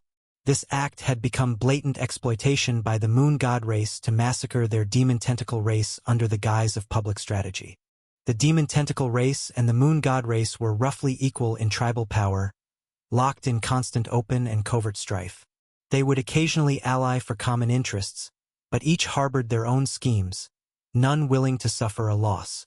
Brain Deficient even began to suspect that these two from the Moon God race feigned an alliance to confront the Skeleton race, but in reality, they sought an opportunity to strike the Demon Tentacle race from behind. If he could tolerate such a thing, he might as well be a Minotaur. Brain Deficient, in his fury, still remembered the original alliance plan. Up to now, he still believed that Ri-En and Yi-Ji had rescued the skeleton race and were now returning to defeat him, to put on a show for that group of skeletons. But how could he swallow his pride after his followers were slaughtered like that? He definitely had to admit defeat later, but even in defeat, he had to teach these two a lesson, to beat them up first. Brain Deficient, enraged, swung his arm again, and the red tentacles violently smashed down towards the two. Yi-Ji, facing these red tentacles, was also furious. Ji Li, you are brain deficient. Is your mind also deficient? Don't you see something fishy here? He had already realized something was wrong when he heard Brain Deficient mention, taking the act too seriously. He knew things weren't right. He and Ri-En had seen two bricks that didn't seem to be the work of the Demon Tentacle race, because the Demon Tentacle race had no reason for such actions. They had always been trying to enter Shepherd City, and everything was planned, with no reason to disrupt the schedule. Now it appeared as though many underlings of the Demon Tentacle race had been killed, yet Brain Deficient was accusing the Moon God race of this atrocity, clearly framing them. Both sides were accusing the other of being at fault, making it highly likely that a third party was causing dissent. However, facing these red tentacles, Ri-En and Yi-Ji had no choice but to resist with all their might. The holy light on their bodies was gone, and they once again grew tumorous lumps, and the sacred feathers also fell off, turning into two fleshy, massive wings, looking exceptionally fierce. Yi-Ji was restraining himself, while Ri-En on the other side was extremely irritable. Do you truly think we, the Moon God race, would crush you? Ri-En, less given to pondering than Yi-Ji, was completely infuriated by Brain Deficient and growled resentfully. Then, his body lit up with dark yellow glows, and he suddenly opened his sharp mouth, spewing out a stream of yellow fluid, like boiling, turbulent yellow spring water, surging towards Brain Deficient. This huge column of water roared through the air, filled with strong corrosiveness and a foul stench. Wherever it went, foulness spread, accompanied by the screaming of tormented souls and the agony of various eerie creatures within. Stop! All of you stop! You two idiots! It's definitely not as simple as it seems. There might be a third party meddling, Yi-Ji bellowed. Just as Ri-En expelled that stream of yellow spring water, Brain Deficient also heard Yi-Ji's words and suddenly realized something. A shock going through his mind. Something's not right. How could they reveal their true form at this moment? Brain Deficient suddenly came to his senses. He knew the reason for his alliance with the Moon God race was because of the Moon God race's normally saintly and approachable appearance, indistinguishable from ordinary humans except for an extra pair of holy wings. The skeleton race was sympathetic to humans, But if they knew that Ri-En and Yi-Ji were not humans but meat-winged monsters, then their plan would be utterly unfeasible. Wait, could it be that things were not as they seemed, and Ri-En and Yi-Ji were not acting according to plan? Brain Deficient had been blinded by rage, but upon seeing Ri-En and Yi-Ji revert to their true forms, he immediately calmed down and recalled the voice and holy light of Yi-Ji during the magma explosion, feeling that something was off. However, just as he wanted to stop and clear things up, Ri-En had already unleashed that stream of yellow spring water with full force, barreling towards him. He couldn't retract the red tentacles either. Tentacles of the heavenly connection realm were extremely hard to control, not something he could just retract at will in his orifice transforming phase. He could only let the red tentacles strike, colliding with the corrosive yellow spring water. For a moment, the heavens and earth underwent a drastic change, and the entire valley became extremely dim and oppressive as if it had been sealed by something. Bang! Bang! Bang! The valley where the great eagle resided had completely crumbled apart, reduced to flat ground, with the surrounding mountains trembling within a 10-mile radius. Ri-En spewed out yellow springs water that was apparently also quite formidable, able to clash head-on with the red tentacles powered by heavenly connection, causing two terrifying presences to shake heaven and earth as they trembled through the world. Boom! Ri-En and Brain Deficient, both relying on external forces, were also affected by this powerful presence, spitting out blood as they were thrown backwards by the equally matched forces. Brain Deficient and Ri-En both slammed heavily onto the ground, blasting a huge crater in the earth, their bodies mangled by the blast. Brain Deficient was missing half his body, only black tentacles writhing, while Ri-En's one wing was completely charred. Yi-Ji was also caught in the blast and was sent flying into a mountain and out of sight. Woof woof woof. A-woo a-woo a-woo. Xiaohei and Era were grinning and laughing loudly. Just now, Xiaohei had been responsible for using 2 bricks to delay Ri-En and Yi-Ji, while Era controlled the branches on both sides of the valley, coordinating with Xiang Beifei's breath soil to strike Ghost Mustache of Remnant Visage head-on. Xiaohei, who was always mischievous, had the most tricks up his sleeve. While delaying the 2 meat-winged monsters with bricks, he didn't forget to pick up a section of black tentacle that had been chopped off, wrapping it around the hilt of the holy sword, pretending to be Ghost Whiskers controlling it, causing the 2 meat-winged monsters to mistake it for the ghostly visage intervening. With Era's assistance, Xiang Beifei had used the trees to conceal the breath soil tubes early on. The Ghost Whiskers had thought it was Ri-En and Yi-Ji of the Moon God race attacking and didn't resist much, which allowed the scorching magma to wipe out 2/3 of them. The whole process lasted only a mere few minutes.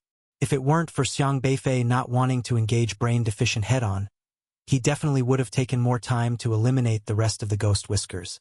The Demon Tentacle race and the Moon God race were only temporary allies, with a relationship as fragile as paper. Even when meeting face-to-face, they would mock each other, so a little instigation at this time would certainly lead to a falling out. Xiang Beifei couldn't care less what would happen if the meat-winged monsters and the Ghost Whiskers started fighting each other. He wasn't very concerned, hoping for the best that they would both suffer losses, which would leave him in peace. At this moment they were inside a lava cave. While Brain Deficient hadn't reacted, Xiang Beifei had rescued the skeletons that had been battered to pieces. A group of skeletons sat uncertainly beside the magma, looking at Xiang Beifei. These skeletons looked quite pitiful at the moment, most missing half their bodies, and a few had only a skull left with no body, resting on the skeletons of their companions. Temporarily using their companion skeletons, it seemed as if one skeleton had grown 2 heads. "These are your bones." Xiang Beifei threw their fallen bones onto the ground, which scattered all over. Seeing the bones on the ground, the skeleton's eyes lit up with flames, but they hesitated about whether to pick them up and turned to the white flame skeleton for advice. The group of skeletons was still very disciplined. Having just encountered an ambush by Ghostly Visage, the situation was quite dire, so they asked for White Flame Skeleton's opinion before acting. The leading White Flame Skeleton's flames flickered in its eye sockets as it realigned its disjointed bones.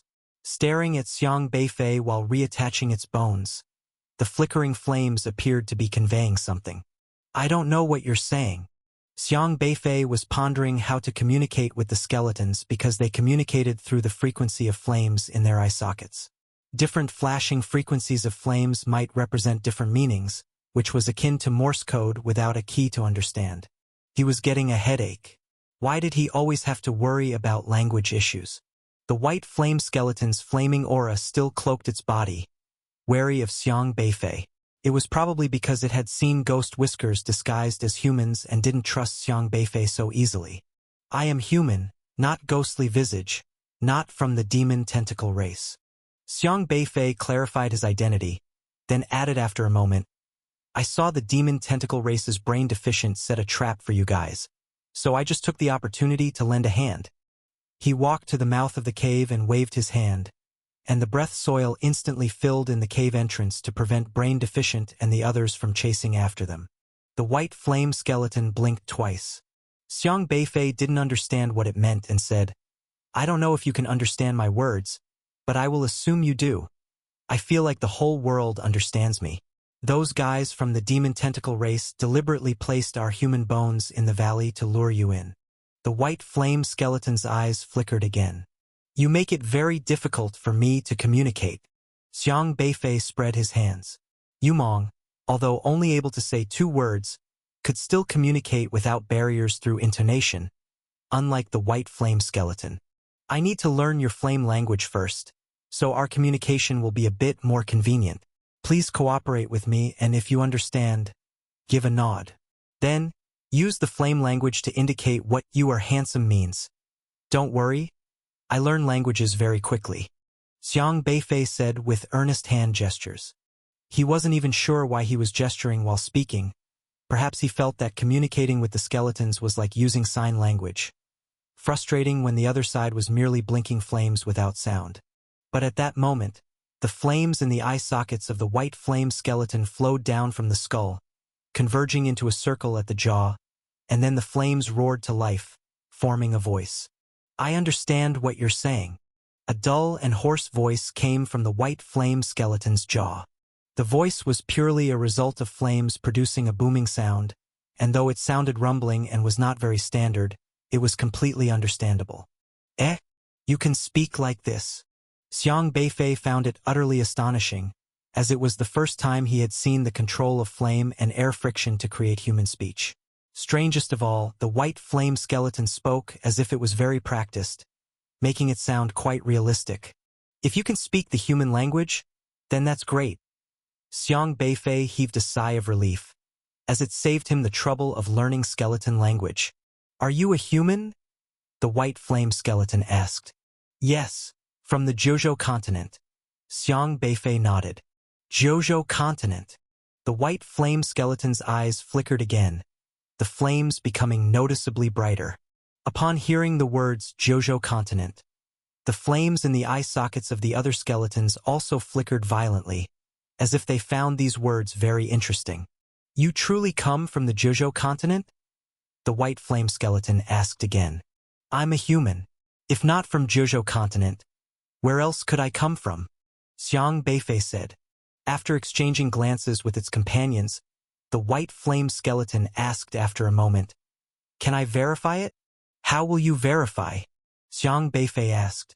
The white flame skeleton extended a bony finger, with a tuft of flame appearing on it, and then placed that fiery finger on Xiang Beifei's heart. Thump, thump, thump.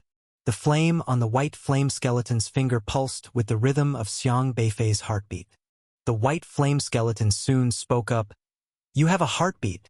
No kidding, I'm human. Xiang Beifei felt it was absurd. Wasn't having a heartbeat normal? Didn't desolate beasts also have heartbeats? We welcome humans here. The white flame skeleton's voice had noticeably changed in tone, sounding somewhat excited. The other skeletons also seemed excited, hesitantly surrounding Xiang Beifei, then extending their fingers to poke at his skin, even giving him a pinch. Why does everything feel so strange? Xiang Beifei felt uncomfortable all over, as if he was a rare treasure being observed by these skeletons, who seemed very interested in the flesh growing on his skeletal frame. These creatures' interest in him was unsettling, hopefully, They weren't coveting the bones in his body? Xiang Beifei was aware that these creatures specialized in collecting human bones to augment their own body parts. But he wasn't really worried. According to Brain Deficient, these skeletons should have no ill will towards humans. Be polite to humans. The white flame skeleton extended a bony hand and waved, blocking its kin from touching Xiang Beifei indiscriminately. Thank you for saving us. You are as kind as the other humans we have met, the white flame skeleton said roughly. You've met other humans? Xiang Beifei exclaimed in surprise. The white flame skeleton nodded. Then, it turned its head toward the entrance of the cave, which although blocked by Xiang Beifei with breath soil, still seemed somewhat concerning and said, This place isn't safe. Please, follow us. The other skeletons had already reassembled their bones, flames emerging from their eye sockets, covering every corner of their bodies, and then jumped into the lava. Several skeletons floated and sank in the lava, seeming to swim leisurely, and looked up waiting for Xiang Beifei to jump in. The lava here is fierce and can harm humans. I can help you. The white flame skeleton extended a bony hand, its fingertips flickering with white flames. Xiang Beifei pondered for a moment, then nodded slightly. All right. The flames on the white flame skeleton's fingers quickly spread over Xiang Beifei's body. This flame seemed relatively gentle, enveloping Xiang Beifei tightly, as if a thin membrane isolated the air. To be cautious, Xiang Beifei applied his breath soil over his body, checked thrice to ensure his safety, and then leaped into the scalding lava. The boiling high-temperature lava pressed against him, and he felt somewhat apprehensive, rightfully so, for such heat capable of corroding spiritual power could also harm him if he wasn't careful. However, the high temperature was pushed back by the white flames, which precisely blocked the lava, and many skeletons dived into it, beginning to swim toward the underground. Xiang Beifei followed behind, surrounded by the scalding lava, its red hue making one's heart flutter. Swimming in lava could be attempted in a typical volcano, but he dared not take this lava lightly. In front of him, Xiang Beifei couldn't tell where the path was, so he simply stayed close to the white flame skeleton, tightly shielded by the breath soil. Fortunately, the white flame skeleton also stayed with him, constantly monitoring the white flames on his body, worried about Xiang Beifei's safety. They dived under the lava for 10 minutes without reaching their destination. The layer of lava was thick, winding along. All that could be seen were layers of intense pressure and high temperature. A normal person could never dive here. No wonder the ghost mustache of remnant visage and the meat-winged monsters were helpless against this place.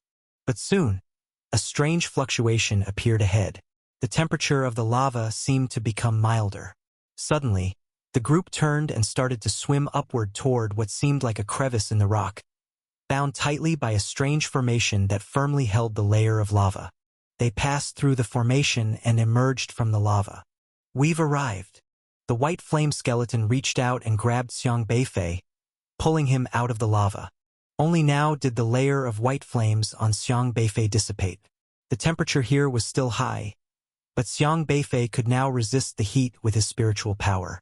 He surveyed his surroundings, then expressed mild surprise. For he was actually in a familiar cave. It was exactly Siho's cave. However, this cave seemed special because the formation patterns all around were lit up, flowing not with blood on the ground's formation lines but with scalding lava. Skillfully augmented by the formation, this created a very mysterious restraint. The lava in the center of the cave formed a red circle about 2 meters wide, emitting fluctuations of spiritual power. Inside was a light resembling water ripples, seemingly a gateway to another world. Woof woof! Xiaohe, on Xiang Beifei's shoulder, poked his ear in surprise. This aura, it couldn't be. Xiang Beifei noticed it too. It was a system artifact. Xiang Beifei and Xiaohe looked at each other, both quite astonished. Since they had left the continent of Zhozhou several months ago, they encountered various ruthless, desolate beasts on their journey. Apart from his own repertoire of system abilities, they had barely encountered any system artifacts. So when they saw an artifact emanating intense system energy here, they were profoundly shocked. Xiang Beifei and Xiaohe were like ancestors to the system, recognizing the capabilities of this system artifact as spatial. That is, inside this circle was a world created by the system. The other skeletons excitedly ran toward the red circle and disappeared behind it. The white flame skeleton stood there, turned to look at Xiang Beifei, and said, "This is where we live. This place resembles the masterpieces of our Jojo humans," Xiang Beifei said. "Indeed," nodded the white flame skeleton. "The place where we live was established by a great human race ancestor from Jojo. He named it Shepherd City, a human who saved our entire fire race, and therefore, we have always held great respect for humans." Xiang Beifei examined the circle world. Normally, system artifacts were formed through the condensation of spiritual power, but not one could exist permanently because spiritual power would gradually dissipate. If it didn't receive a replenishment of spiritual power, the system artifact would vanish. But this circle world was connected by an altar, where the surging power cleverly transformed into spiritual power was used to replenish the circle world. This way of existence greatly broadened Xiang Beifei's horizons. "Who created this world of Shepherd City?" Xiang Beifei asked. "We respectfully call him the Fire Ancestor. This way, please." The white flame skeleton even courteously gestured with a hand, appearing very thorough in etiquette. Xiang Beifei pondered for a moment, then stepped into the circle. Familiar system fluctuations were almost entirely under his control. He could completely take over this place if he wished. Beyond the red circle emerged a scene resembling a quaint little mountain village, with blue skies and white clouds, and leisurely sunshine. There were many odd houses arranged here, all made from skeletal bones. However, these houses had no roofs, and each seemed to emit a faint smoke, as if they were on fire. Xiang Beifei glanced at the house nearest to him and discovered numerous pits within, all flickering with flames at the bottom. In the village, lots of little skeletons ran about as if playing. The bones on these skeletons were made from polished, desolate beast bones, multicolored and awkward-looking. Yet no matter how colorful the bones, every skeleton strove to make themselves look human. In the distance, some skeletons were practicing, making humph and ha sounds. Upon closer inspection, these skeletons were clearly learning various human martial arts. "That is the benefactor who saved our Sea Fire tribe, and the Fire Ancestor whom we have always worshipped." The white flame skeleton turned his gaze toward a massive statue at the center of the village. When he mentioned the Fire Ancestor, his voice, though he had no expressions, became extremely solemn. Xiang Beifei followed his gaze and saw the statue that stood over 10 meters tall. It depicted an elder with flowing long whiskers, serene in demeanor, with a gaze wise and modest, standing with his hands behind his back, looking in Xiang Beifei's direction. Xiang Beifei was suddenly taken aback. This statue, it was actually his grandfather, Xiang Qingde. How can this be? Xiang Beifei was very surprised. To get a clearer view, he stepped forward, already arriving at the base of the statue, and looked up at the towering figure, reconfirming over again, utterly shocked. It was truly his grandfather. Every building in the entire village was rather crudely constructed. Only the statue was remarkably refined, detailed down to every single whisker visible. Even the direction of a few strands of hair curling at his grandfather's temples was exactly the same. "This is our Fire Ancestor." The white flame skeleton approached, respectfully bowed to the statue, showing profound reverence for the man. Xiang Beifei suppressed the shock in his heart and asked, "Why do you call him the Fire Ancestor?" "Because he saved our Sea Fire tribe," explained the white flame skeleton. "Many years ago, we faced a crisis that nearly wiped us out. This predecessor created this world, utilizing lava to protect us, allowing us to survive here. He gave our Sea Fire tribe a new life, so we all revere him as the Fire Ancestor. And after he left, we found a stone to erect this statue of him." The white flame skeleton looked up at the towering statue and continued, "Before the Fire Ancestor came here, we didn't live as bones. We were bundles of fire, born from the flames. Yet that formless state, other than emanating high heat, couldn't effectively counter various desolate beasts, because our form could be easily dispersed. There are many powerful desolate beasts in the alien wilderness beyond our domain, many of which possess formidable defenses, almost all unafraid of flames. Existing purely as flames, we were easily destroyed by desolate beasts. So was it also the fire ancestor who taught you how to use formations to defend against enemies? Xiang Beifei asked. Yes, the fire ancestor taught us how to parasitize bones and use their durability to protect ourselves. He also taught us how humans defend against desolate beasts.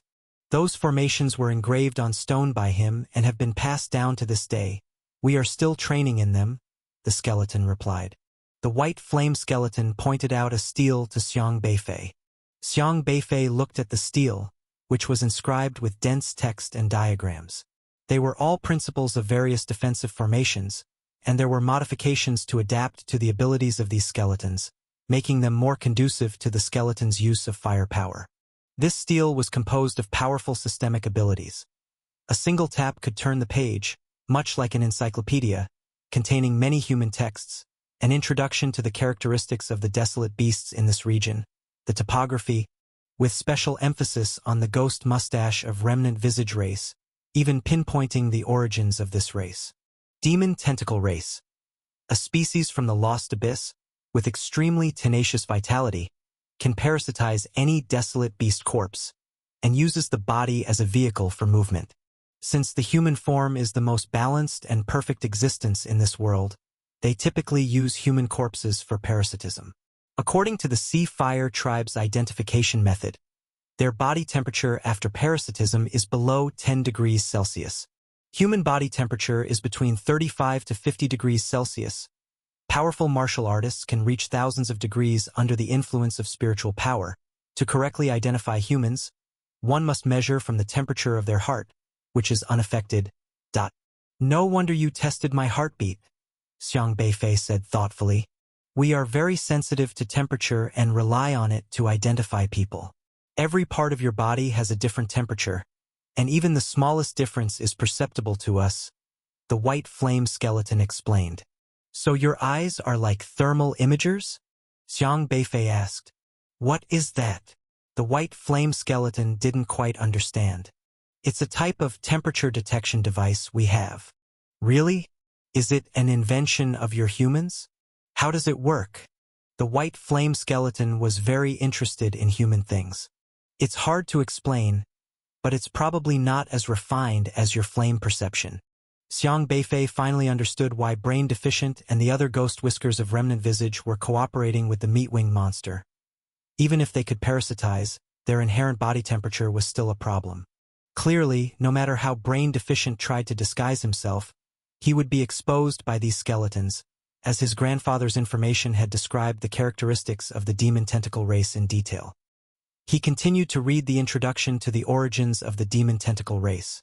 Most of the knowledge was already familiar to him, but there was also information he hadn't uncovered before. In addition to the fear of the mound spirits here, which the demon tentacle race calls Holy Relic of Fubei, their perception is greatly limited in deep water. At a depth of 400 meters under high pressure, their perception and combat abilities weaken by 7-fold. So, if the mound spirit's defenses are breached by the demon tentacle race, one must hide in the hot springs to the north. The hot spring is the second barrier protecting your species. The fire ancestor taught us many things, so we all strive to emulate humans. Today, you have helped us, which strengthens my belief that humans are the most perfect, benevolent, and trustworthy species in this world. The voice of the white flame skeleton conveyed great respect for Xiang Beifei. Was that so? As the white flame skeleton spoke these words, Xiang Beifei even felt a touch of embarrassment. The white flame skeleton held an adoration for humans. Since they were unable to leave this area and had not seen many humans, they did not understand humanity. They simply believed in the goodness and perfection of humans because the fire ancestor, who was a human, had helped them. But not all humans were like that, especially those from the Jojo Alliance, a place steeped in noxious fumes. There, people were concerned only with self-interest and system rankings. Power was highly concentrated in the hands of high-level awakeners, who could manipulate outcomes to their liking. People like Lady Chiu and He Kaiwei could engage in treachery and even murder for personal gain, and such things were trivial to them. If those humans ever had the chance to come here, they could easily destroy this place. Not all humans are benevolent. You should understand that even in the most outstanding species, there are some dark individuals. Humans are like that too. So, if you see humans or species akin to humans, don't blindly trust them. At least learn to distinguish them first, then decide whether they are worthy of trust, Xiang Beifei cautioned. But most humans are still good, right? The white flame skeleton inquired. Xiang Beifei hesitated for a moment before nodding. Yes. Then I still trust humans, the white flame skeleton said, looking very optimistic. Yes, humans have helped us a lot. Another small skeleton with a broken arm also spoke with flames. The other skeletons also expressed their opinions, but when they spoke with their flame control, their language was not as fluent as that of the white flame skeleton, though they were still trying hard to speak correctly. At least so far, including you, the 8 humans I've met have all been very friendly, the white flame skeleton said. 8 humans, that was indeed quite a few. Xiang Beifei was quite curious about who the other humans were. He pondered for a moment. His family should have all been here, so who could the remaining few be? By the way, when did the fire ancestor come here? Xiang Beifei asked. 34 years ago, the white flame skeleton replied. Is that year by your reckoning? No, it's according to the Zhuzhou calendar. The day and night here are the same as in Zhuzhou. It was the fire ancestor who taught us, the white flame skeleton said. Xiang Beifei rubbed his chin, thinking about his grandfather's matters. So far, many secrets about his grandfather were still unclear. He had problems with the system, lost his memories, possessed formidable strength, and was guarding Siho, searching for the so-called answers. In Xiang Beifei's memory, his grandfather had always been an old man who lived life optimistically, never losing hope in life, but he'd never shown any special abilities either. So what exactly had he experienced? Xiang Beifei really wanted to figure it all out. Is the fire ancestor famous in Zhuzhou?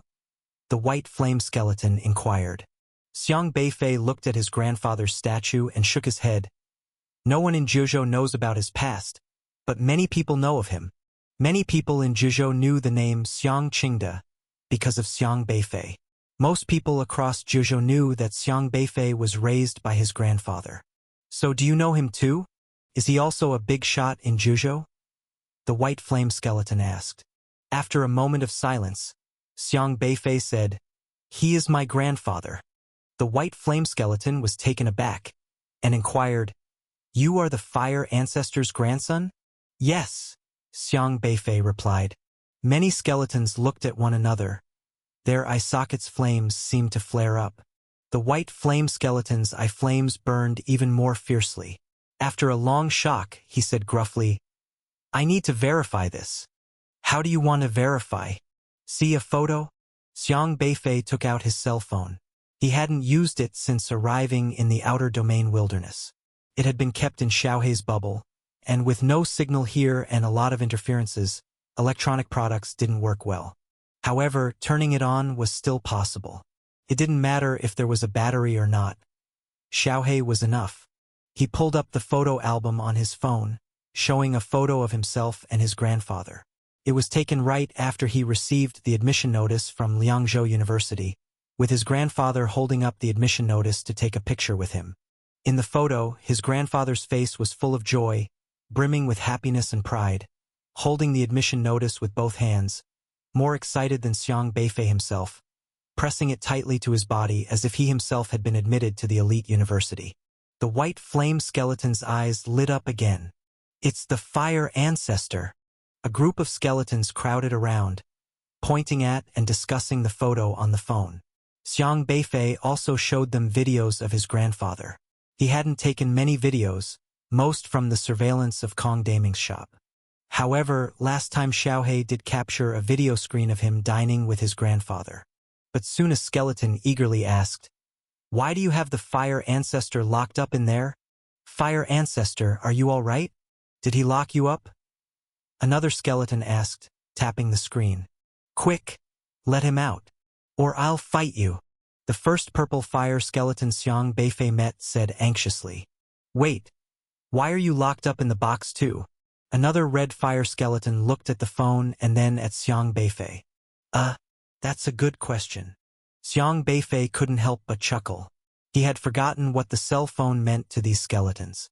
These skeletons had always lived in this mountain range, unable to leave the range of Siho, unaware of what the outside world was like. Their understanding of Jiuzhou restricted to certain knowledge, completely ignorant about technologies like cell phones common everywhere. Not to mention that the pictures and videos inside were lifelike, much more vivid than the simple images carved on steels. A few skeletons even reached out their hands impatiently to tap the screen, trying to shatter the phone and rescue the fire ancestor inside. But their bony hands didn't work on the touchscreen. Xiang Beifei briefly explained what a photo was and ended up recording a video of the purple fire skeleton with his phone as a demonstration, then handed the phone over to the group of skeletons to watch. I've been locked up too. The purple fire skeleton, seeing himself in the photo, hugged his arms and exclaimed, retreating several steps back. Xiang Beifei rubbed his forehead. What a naive dope. After another half a day of explanation, he finally made the group of skeletons understand what a cell phone was. Looking at the photo of Xiang Qingde on the phone with excitement, the white flame skeleton said, I met him 31 years ago. I didn't expect he hasn't changed at all until now. He truly is a great man. After a while, he added, however, the fire ancestor said that if any human comes here, they must undergo his test. What test?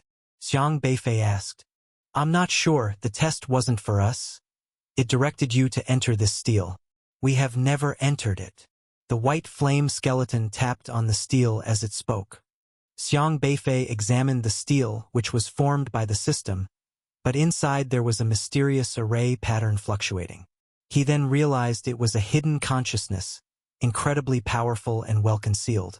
If one didn't look closely, it would be impossible to detect. Is it grandfather's consciousness? His eyes lit up. At the moment, he needed answers desperately. If it was the consciousness his grandfather had left behind, he had to talk to him. Xiang Beifei immediately placed his hand on the steel and sent his spiritual power along the steel toward that consciousness. Soon after, a flash of light burst before his eyes, and he was pulled into another world. The world before him was fiery red, with seething magma boiling all around, emitting scorching heat that made it difficult to endure. Even Xiang Beifei felt the threat of the flames.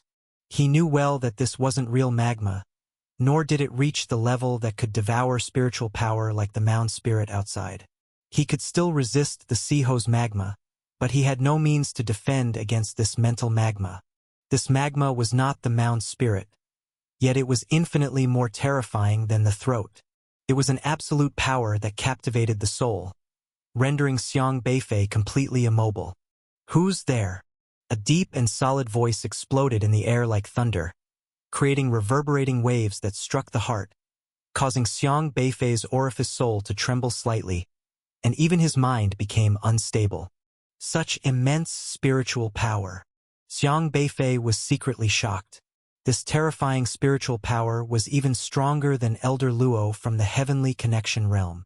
Then he saw that familiar figure, clad in a gray long-sleeve shirt and black linen pants, wearing simple black cloth shoes, unadorned and plain.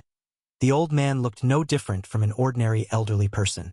Standing there, his mustache somewhat unkempt and hair graying, with a few strands rebelliously sticking up on the left side of his temple.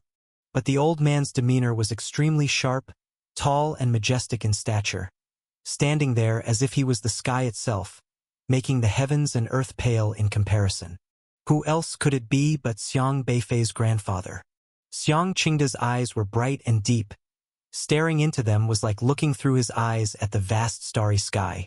Xiang Beifei found himself briefly entranced with just one glance. He quickly gathered his spiritual power to resist the strong oppression and clear his mind. It's me, Xiang Beifei. Xiang Beifei felt a headache coming on. This consciousness was from over 30 years ago. At that time, he wasn't even a cell. How could his grandfather recognize him? Xiang Beifei. Xiang Qingde pondered this name, then seemed to remember something, waved his hand, and pulled Xiang Beifei over, examining him solemnly as he said, "Why would you have this name? What if I told you I am your grandson? Would you believe me?" Xiang Beifei pointed to the strand of hair sticking out on the left side of his head to indicate. The Xiang family genes were somewhat strong. Comrade Xiang Tianqing also had a rebellious strand of hair sticking up on the left temple. The grandfather did as well, and so did Xiang Beifei. A family should be neat and uniform. "You are my grandson?" Xiang Qingde looked at Xiang Beifei's hair, his brows slightly furrowed. But clearly, this hair wasn't very convincing. He just stared at Xiang Beifei, deep in thought. "Your spiritual power is different from what I know," Xiang Qingde said. "If you are my grandson, you should have inherited my cultivation technique, so your spiritual power should be consistent with mine." "That's a long story," Xiang Beifei said. He stretched out his hand, and his spiritual power condensed in his palm, then split into two flames, one black and one white. "Assuming you have taught me, that is," Xiang Beifei said, "I would never not teach my descendants the corresponding cultivation technique." Xiang Qingde focused on the spiritual power in Xiang Beifei's palm, and after a long while, his eyes shone with golden light, sweeping directly towards Xiang Beifei. Xiang Beifei's heart turned cold. This seemed to be an exploration of his memory. He knew well how he had come to Jiuzhou, and some secrets couldn't be discovered. Immediately, he fortified the memories in his brain. However, Xiang Qingde did not attempt to probe his memories. The golden light fell on Xiang Beifei and quickly dissipated. Suddenly, Xiang Qingde's eyes revealed an incredulous expression. "You don't have a system," he exclaimed in surprise. Xiang Beifei became alert. As far as he knew, only Elder Luo knew about the system, and Elder Luo had inferred its existence from the matter of the unrestrained. But how did Grandpa find out? Woof woof. Xiaohei on Xiang Beifei's shoulder was also surprised. "This little dog is very special." Xiang Qingde's gaze fell on Xiaohei. Xiang Beifei and Xiaohei were both slightly startled. He could actually see Xiaohei. Xiaohei, though not much of a fighter, was always invisible to ordinary people. It could choose whether to be seen or not, and clearly, in this situation, it had not chosen to be visible to Xiang Qingde. However, Xiang Qingde had immediately noticed Xiaohei's extraordinariness. This struck Xiang Beifei and Xiaohei as strange. Xiang Qingde was sizing up Xiang Beifei, his eyes becoming increasingly surprised. "Are you really my grandson?" "I don't understand," Xiang Beifei countered. "You can confirm my identity without the system?" Xiang Qingde's authoritative aura subsided, a photo appearing in his hand. He compared the young man in front of him with the person in the photo for a long time before a delighted expression emerged in his eyes. "You really are my grandchild," Xiang Qingde muttered. It was a photo of Xiang Beifei at 15, young, immature, his expression cold and eyes full of rebellion.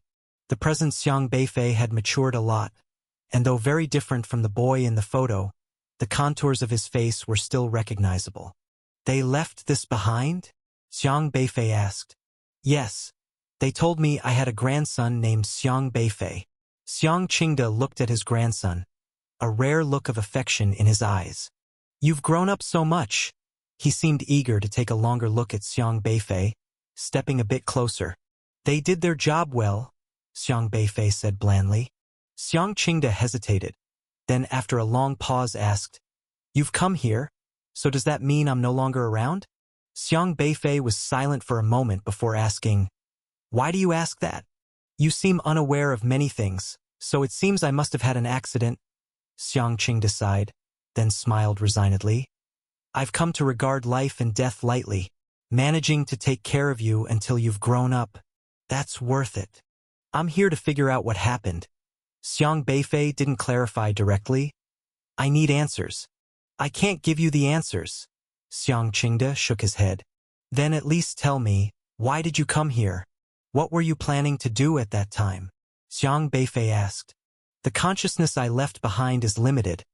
I can't give you those answers," Xiang Qingde said. "Then what can you give me?" Xiang Beifei asked. What about my parents? They came here looking for answers. What were they seeking?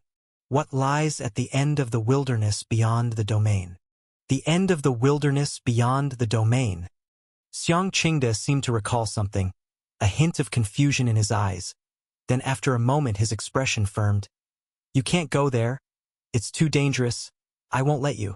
What if I insist on going? Xiang Beifei asked. You'll have to defeat me first. Xiang Qingde's presence suddenly surged, a majestic and powerful pressure emerging once more, an overwhelming essence bearing down on Xiang Beifei like a great mountain collapsing thunderously upon him. Xiang Beifei fell silent for a moment. He neither shrank back nor showed fear. A black and a white spiritual power spiraled out from his body, intertwining around him. I am here to find the answers. His fist suddenly lit up with flames, throwing a punch toward that terrifying pressure. Xiang Beifei didn't care about anything. He had come all this way and it was impossible to turn back just because of a past consciousness. He had to obtain the answers he wanted. So he made his move. Even though he was no match for his opponent, he felt no fear.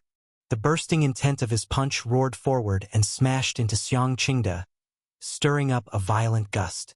However, the aura emanating from Xiang Qingde was incredibly potent, resembling an insurmountable wall. He simply extended his hand and effortlessly caught Xiang Beifei's fist, the terrifying fluctuations exploding in his palm, yet failing to elicit even a small splash. Are those answers so important to you? Xiang Qingde inquired. I just want to know why I'm the only one without a system, Xiang Beifei said. Or tell me directly, what exactly do you know? He thought that his lack of a system was due to him being a transmigrator.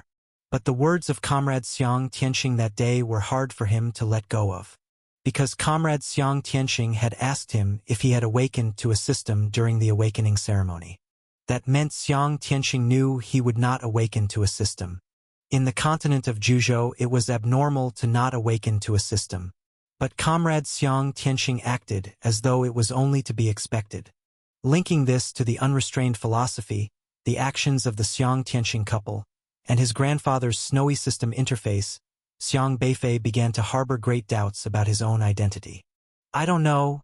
Xiang Qingde shook his head.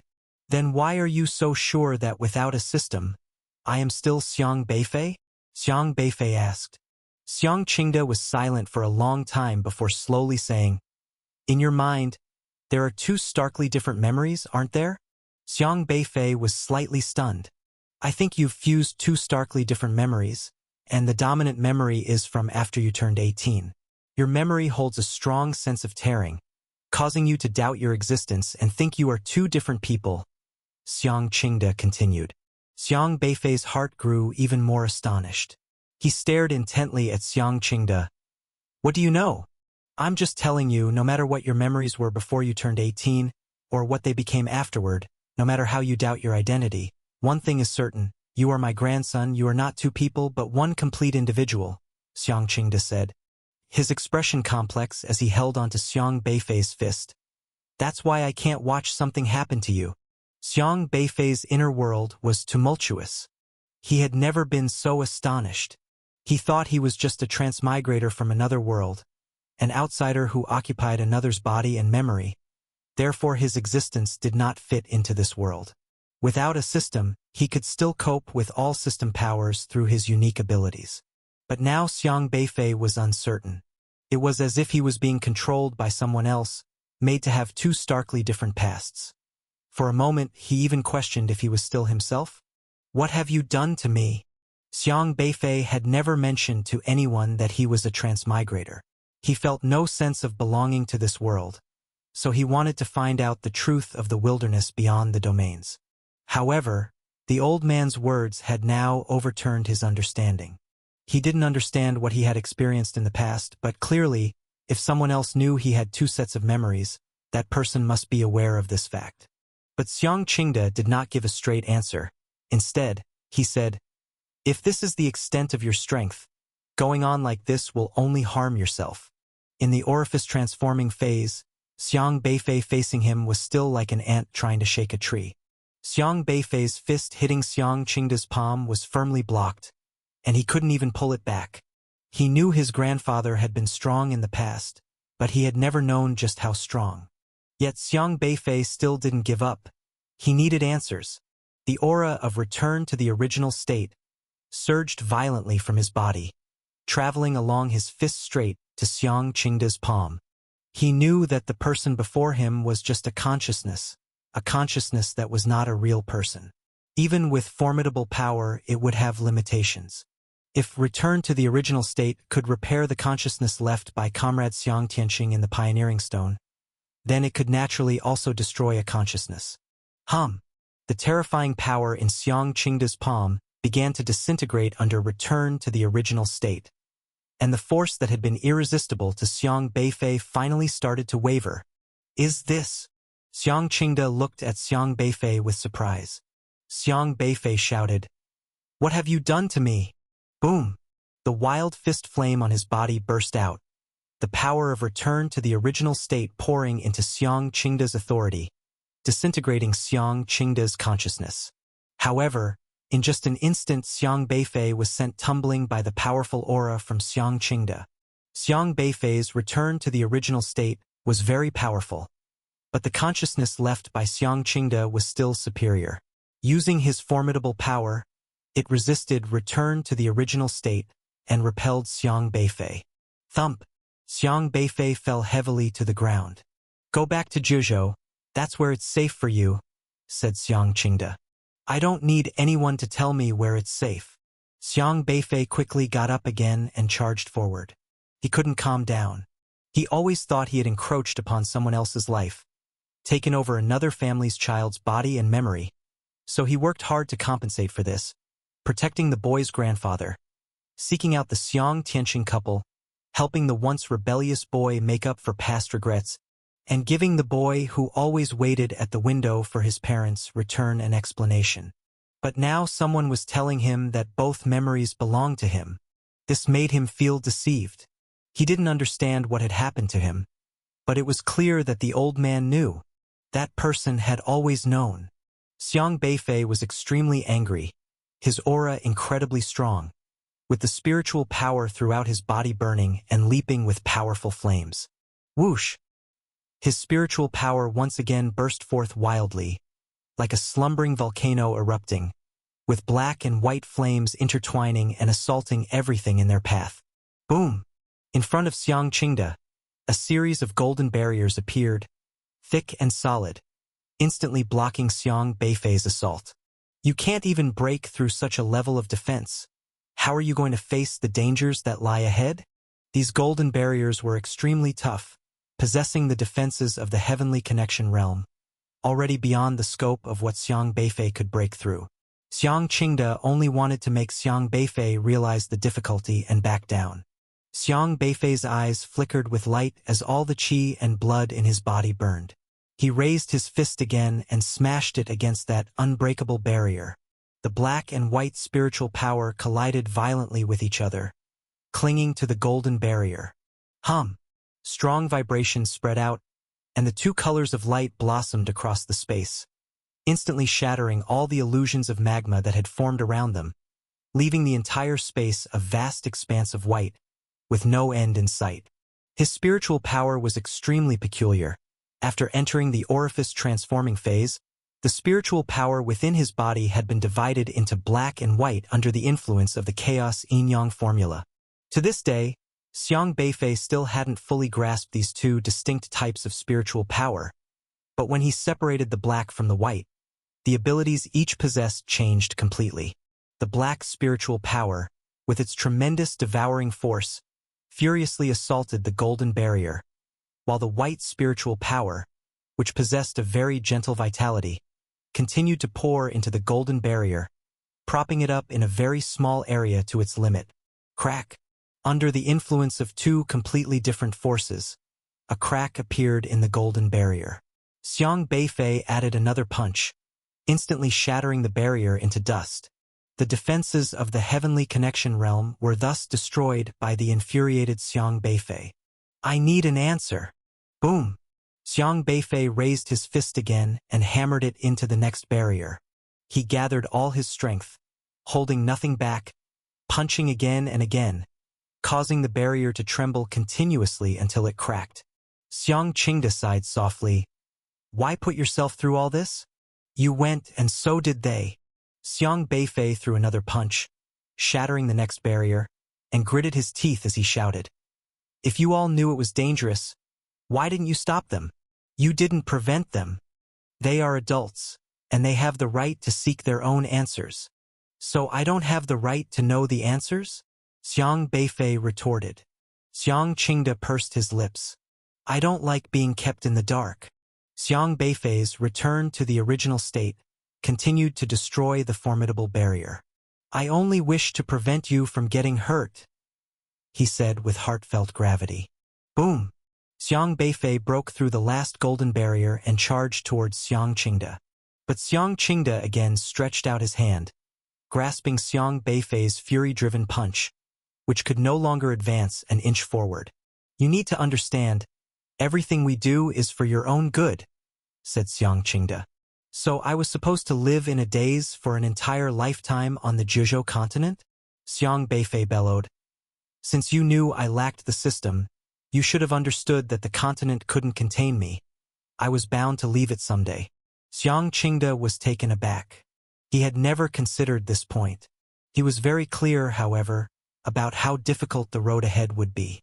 The thought of those matters only solidified his resolve to prevent his grandson from continuing down that path. You're not ready, and I won't let you go on. It will only harm you, he said. Xiang Qingde's aura grew increasingly powerful, exuding a terrifying dominance, as if all creatures in the world should submit at his feet. It was an oppressive force coming from the depths of the soul, one that no one could withstand. Xiang Beifei was once again sent flying. Surviving is the most important thing, Xiang Qingde said, somewhat reluctantly. He was already holding back his power, ensuring that each time he sent Xiang Beifei flying, the force was just enough to cause pain but not real harm. Xiang Beifei slowly got up, his aura condensing. He looked at Xiang Qingde, then forcefully hid his presence with his powerful orifice perception. Xiang Qingde was slightly taken aback. He could no longer perceive Xiang Beifei's existence. Xiang Beifei was clearly standing right there, his figure visible, his features clear, yet Qingde could not sense him. It was as if Xiang Beifei had instantly become an illusory projection, untouchable. This was a capability he gained after condensing his orifice soul. He could completely conceal all traces of his aura, making it nearly impossible for any living person to detect him, let alone a residual consciousness that relied on perception to act. Whether or not I can continue, at least I've strived to do so, he said. Xiang Beifei took a step forward. Buzz. He vanished completely. Xiang Qingde frowned slightly as his consciousness rapidly expanded, searching for Xiang Beifei's whereabouts. But Beifei was too peculiar, as if he had stepped out of this space altogether. As Qingde hesitated, a bursting fist flame struck out from behind him. Xiang Qingde's heart chilled. Despite being much stronger than Beifei, he had not noticed how Beifei had appeared behind him. Boom! He struck back with his palm, creating a rolling palm wind that turned into a huge wave, sending Beifei flying once again. But when he turned around, where was Xiang Beifei's figure? Such formidable orifice perception. Xiang Qingde couldn't help but exclaim. His remaining consciousness was very powerful, yet it seemed to meet its match against Beifei's orifice perception, which completely suppressed his consciousness. Boom! Xiang Beifei appeared again, this time on Qingde's right side. His fist was enveloped in golden runes, mysterious patterns covering it, altering his aura in a way that even Qingde could not fully comprehend. 5 pieces of stone? Xiang Qingde looked extremely surprised. You found this? But Beifei's punch had already landed in the palm of Qingde's hand, the golden patterns swiftly spreading out. This time, the aura of return to the original state mixed in, disrupting Qingde's consciousness. Furthermore, the black and white spiritual power on Beifei's fist seemed to perfectly integrate with these elements, causing severe interference when unleashed at full power. Crack, crack. Xiang Qingde appeared to dread these things, taking a step back to dodge the sharp edge, and with a wave of his hand, A surging spiritual power swept Beifei away. Xiang Beifei fell to the ground in the distance, barely able to get up. He was simply no match. No matter how hard he tried, he could not defeat this man. Yet he raised his head again, gathering spiritual power in his hand. Even with these things, you are still no match for me. Give up, Xiang Qingde said with a sigh. None of you truly understand me, Xiang Beifei retorted. I am just trying to protect you, Xiang Qingde emphasized. Protect with what? Your life? Or their lives? What have I experienced alone these years? When I was being mocked and ridiculed, where were you? When I was being framed by the Alliance and nearly lost my life, where were you? When I fought desolate beasts alone, where were you? How much have you helped me? You did nothing. You too left the family, leaving an old man with no memories and cultivation to protect me. But he was helpless. I had to deal with all the trouble on my own. Is this your so-called protection? Xiang Beifei's figure charged forward once more. He was slender but never relinquished hope, constantly striving towards his goal, fighting desperately for the answer in his heart. He must obtain that answer. Xiang Qingde was stunned. He watched as Xiang Beifei was knocked down time and again, yet each time he got back up. The child was so strong simply to figure things out. This perseverance astonished him. Xiang Qingde didn't know what Xiang Beifei had experienced in the past, nor what had sustained Xiang Beifei to this point, but now he understood what his grandson had endured over the years. The spiritual power in the air conjured a terrifying aura, crashing over as Xiang Beifei's fist came at him once more. Xiang Qingde's hand stopped midair, and this time he did not block the incoming punch, allowing Xiang Beifei's fist to fall toward his face. Even though he could have blocked the punch, he still gave up. Perhaps out of guilt or owing a debt, he hoped to make amends, even if it meant taking a punch from his own grandson. At least it could let the child vent the resentment in his heart. But Xiang Beifei's fist stopped an inch from Xiang Qingde's face. He didn't strike, simply looked at Xiang Qingde coldly. He could let go yet also restrain himself. Xiang Qingde sighed and asked, "Why didn't you strike?" Xiang Beifei withdrew his hand, gasping for breath, his chest heaving. There were some people he would never harm, like the old man before him. Even if it was only a consciousness from over 30 years ago, he had always been in close contact with this old man. I came here to find an answer.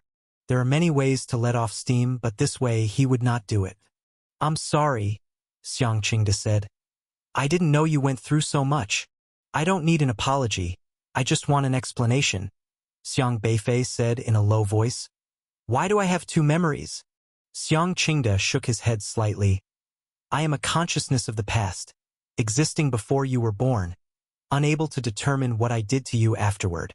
I just realized from the fact that you didn't have a system that you would have two memories. Why? I can't answer that question. I'm not a complete person, just a consciousness left here to inspect the alien races that sneak in. I can't give you an answer, Xiang Qingde stated. Xiang Beifei pursed his lips. A residual consciousness, existing only for a specific purpose, wouldn't have the original owner's complete memories and thus couldn't explain many things. Xiang Beifei already figured this out from the pioneer stone left by Xiang Tianqing.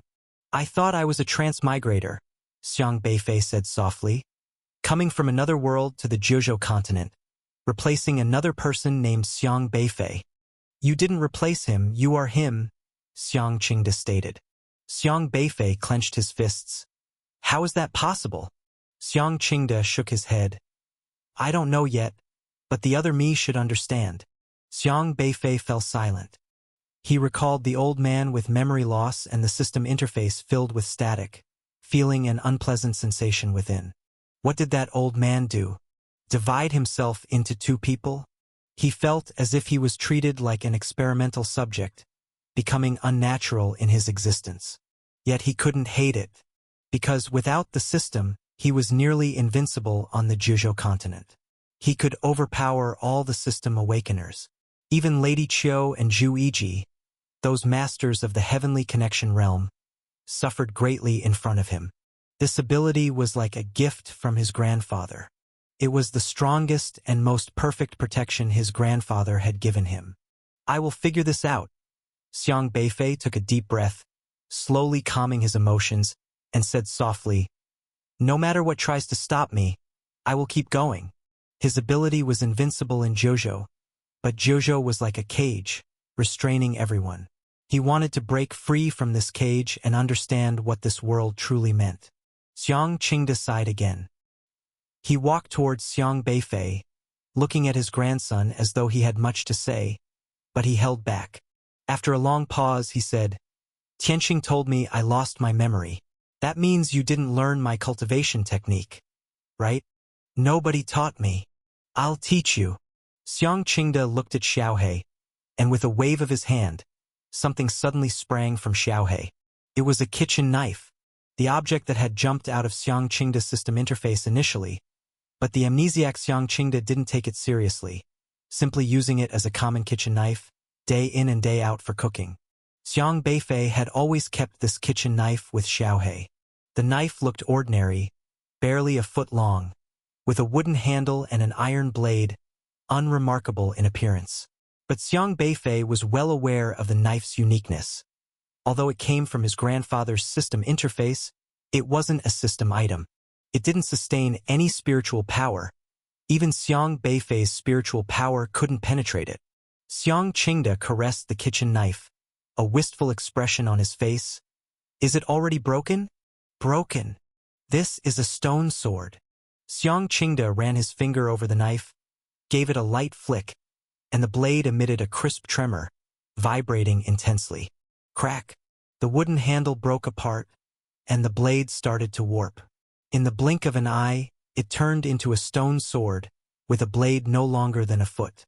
Both the hilt and the blade were very rough, as if someone had attempted to carve a sword out of stone but only managed to shape the raw form, too lazy to polish or finish it. What happened that caused such a stone sword to break? Xiang Qingde's expression was somewhat gloomy. When his consciousness existed, the sword was still intact, but what happened afterward, he couldn't be certain. Xiang Beifei looked at the stone sword, his brows slightly furrowed.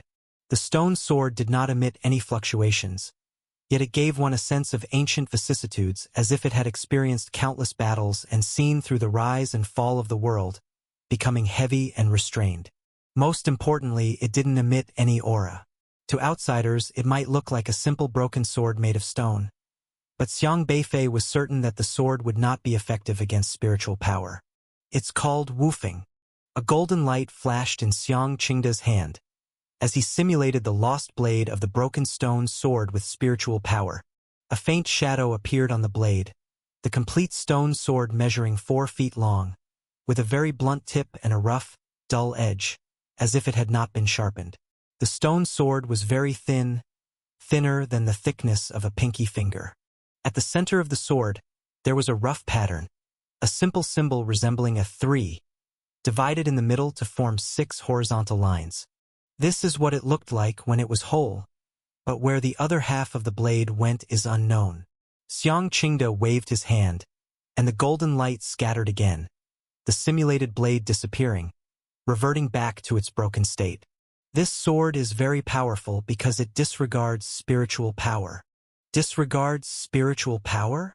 Yes, no type of spiritual power can block it, said Xiang Qingde.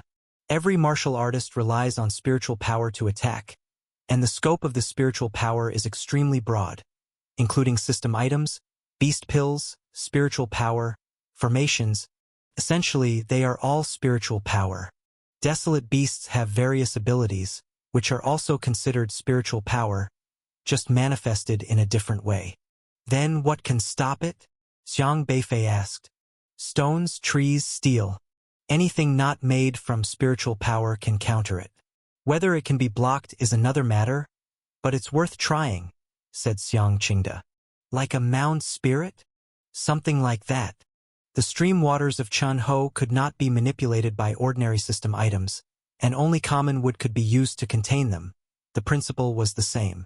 Xiang Qingde held the broken sword in his hand and gently waved, a resolute sword intent traversing the air. Xiang Qingde executed a stroke with the sword, and a sword slash seemed to tear a rift in space, exploding with a powerful glow in the air. When he held the sword, it was as if he held the entire world. The sharpness of the sword lies not in the edge, but in the heart. When the heart harbors a sword, the entire world is within that sword, he said.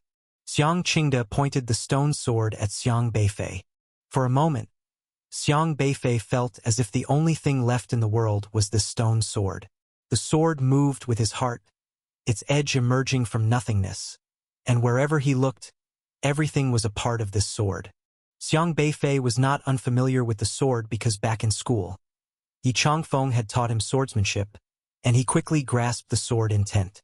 As long as he could learn sword intent under the principle of learn by analogy, he could almost understand all forms of swordsmanship. However, the sword in front of him was so strange that its sword intent was something Xiang Beifei could not grasp immediately. The swordsmanship was extremely foreign to him, and learn by analogy seemed ineffective against this sword intent. Xiang Qingde stood there, holding the broken sword, simply holding it, without guiding it further, just watching Xiang Beifei. Xiang Beifei also looked at the broken sword in Xiang Qingde's hand, frowning and pondering. In his eyes, there were invisible sword energies hidden all around, intangible and yet omnipresent. After a long while, he seemed thoughtful and reached out, gently grasping at the void. He drew the broken sword out of thin air. He looked surprised at the broken sword in his grandfather's hand, then at his own, the two swords identical. The highest realm of Wufeng, swords everywhere, said Xiang Qingde. It doesn't require you to master any particular swordsmanship. As long as you can draw Wufeng out from the vast sword realm, any stroke you slash will be the most powerful swordsmanship in the world. Wufeng surpasses swords with edges. Formlessness surpasses form. It can integrate with all your abilities, including the cultivation techniques you have learned so far, without any conflict, he explained. Xiang Beifei looked thoughtfully at the broken sword in his hand and gave it a slight shake, as a fierce sword chi vibrated out from his grip. The stone sword wasn't utilizing his spiritual power as a medium. Instead, it relied solely on the most primal sword chi contained within itself, as black and white flames flickered rapidly along its blade. These flames were not burning his spiritual power, but the sword chi of the stone sword itself, which was extremely strange. He swung the sword forward, and the entire space of consciousness trembled violently, as if it were about to split apart. However, Xiang Qingde quickly placed the stone sword horizontally in his hand to block Xiang Beifei's sharp edge, steadying the space and preventing it from collapsing. Wufeng, grasp this well. Xiang Qingde's stone sword disappeared from his hand, and he sighed slightly. If you can find the broken sword's blade, its power will rise by a notch. Xiang Beifei put away the stone sword and nodded silently. I know your determination is unshakable, but I have only one request, Xiang Qingde said. What is it? Stay here and cultivate for a while. Xiang Qingde looked at his grandson and said, Your strength is not enough, at least nowhere near that of your parents. I will teach you everything I must, and besides, you also need to understand the shepherd city I've established here. It's not as simple as it seems on the surface. At least, the shepherd city is not just Siho. Many different races are eyeing this place for a reason. Xiang Beifei hesitated for a moment and said, All right. At the stage of orifice transforming, one simply doesn't qualify in this foreign desolate wilderness. Whether it's brain deficient, or the two meat-winged monsters, Rian and Yi Ji, their strength was far greater than Xiang Beifei's. This was the first time his grandfather was truly teaching him cultivation, and he would seize any opportunity to become stronger. Inside the lava caverns, brain deficient, Rian, and Yi Ji stood apart at a great distance, facing each other with extremely angry expressions. They were now in a sorry state with wounds all over their bodies that had not yet fully healed. Without thinking things through earlier, they had been manipulated into fighting each other, resulting in both sides getting severely injured. Your ghostly visage really are stupid. Can't even differentiate between what's real and what's fake. Ri invented fiercely, her wings now destroyed, her body covered in blood. Cut the crap. Have you figured out who struck from the shadows? Brain Deficient asked coldly. Up to now, they still hadn't caught a glimpse of the troublemaker who had meddled. Could it be that group from the Extremity Abyss? E.G. asked gravely. At the mention of the Extremity Abyss, both Brain Deficient and Rien's faces changed color slightly. Doesn't your moon god race claim to control half of the foreign desolate wilderness? Why then was that group from the Extremity Abyss unguarded? Brain Deficient asked. What about your demon tentacle race? Weren't you also wiped out by them? Rien shot back sharply. Brain Deficient narrowed his eyes, and the tension escalated once more. But at that moment, Yi-Ji spoke up. Enough. Now's not the time to quarrel. It seems these skeletons definitely won't trust us again. The priority is that we need to find a way to get through this layer of lava. If it were so easy to enter the lava, would we need you? Brain Deficient retorted. Yi-Ji snorted coldly and said, You shouldn't say that. I do indeed have another method. What method? You should know that lava belongs to the holy relic of Fubei. It devours any spiritual power, rendering it ineffective. So none of our spiritual powers can resist it. But on the reverse, the holy relic of Fubei, if protected by something non-spiritual, then it's just ordinary lava. Yi-Ji explained. So what? Brain Deficient inquired. You've heard of Een Ice, right? Yi-Ji said. Brain Deficient's brows furrowed slightly. Do you have that stuff? I just happen to know where it is, Yi-Ji said, the corners of her mouth lifting in a slight cold smile.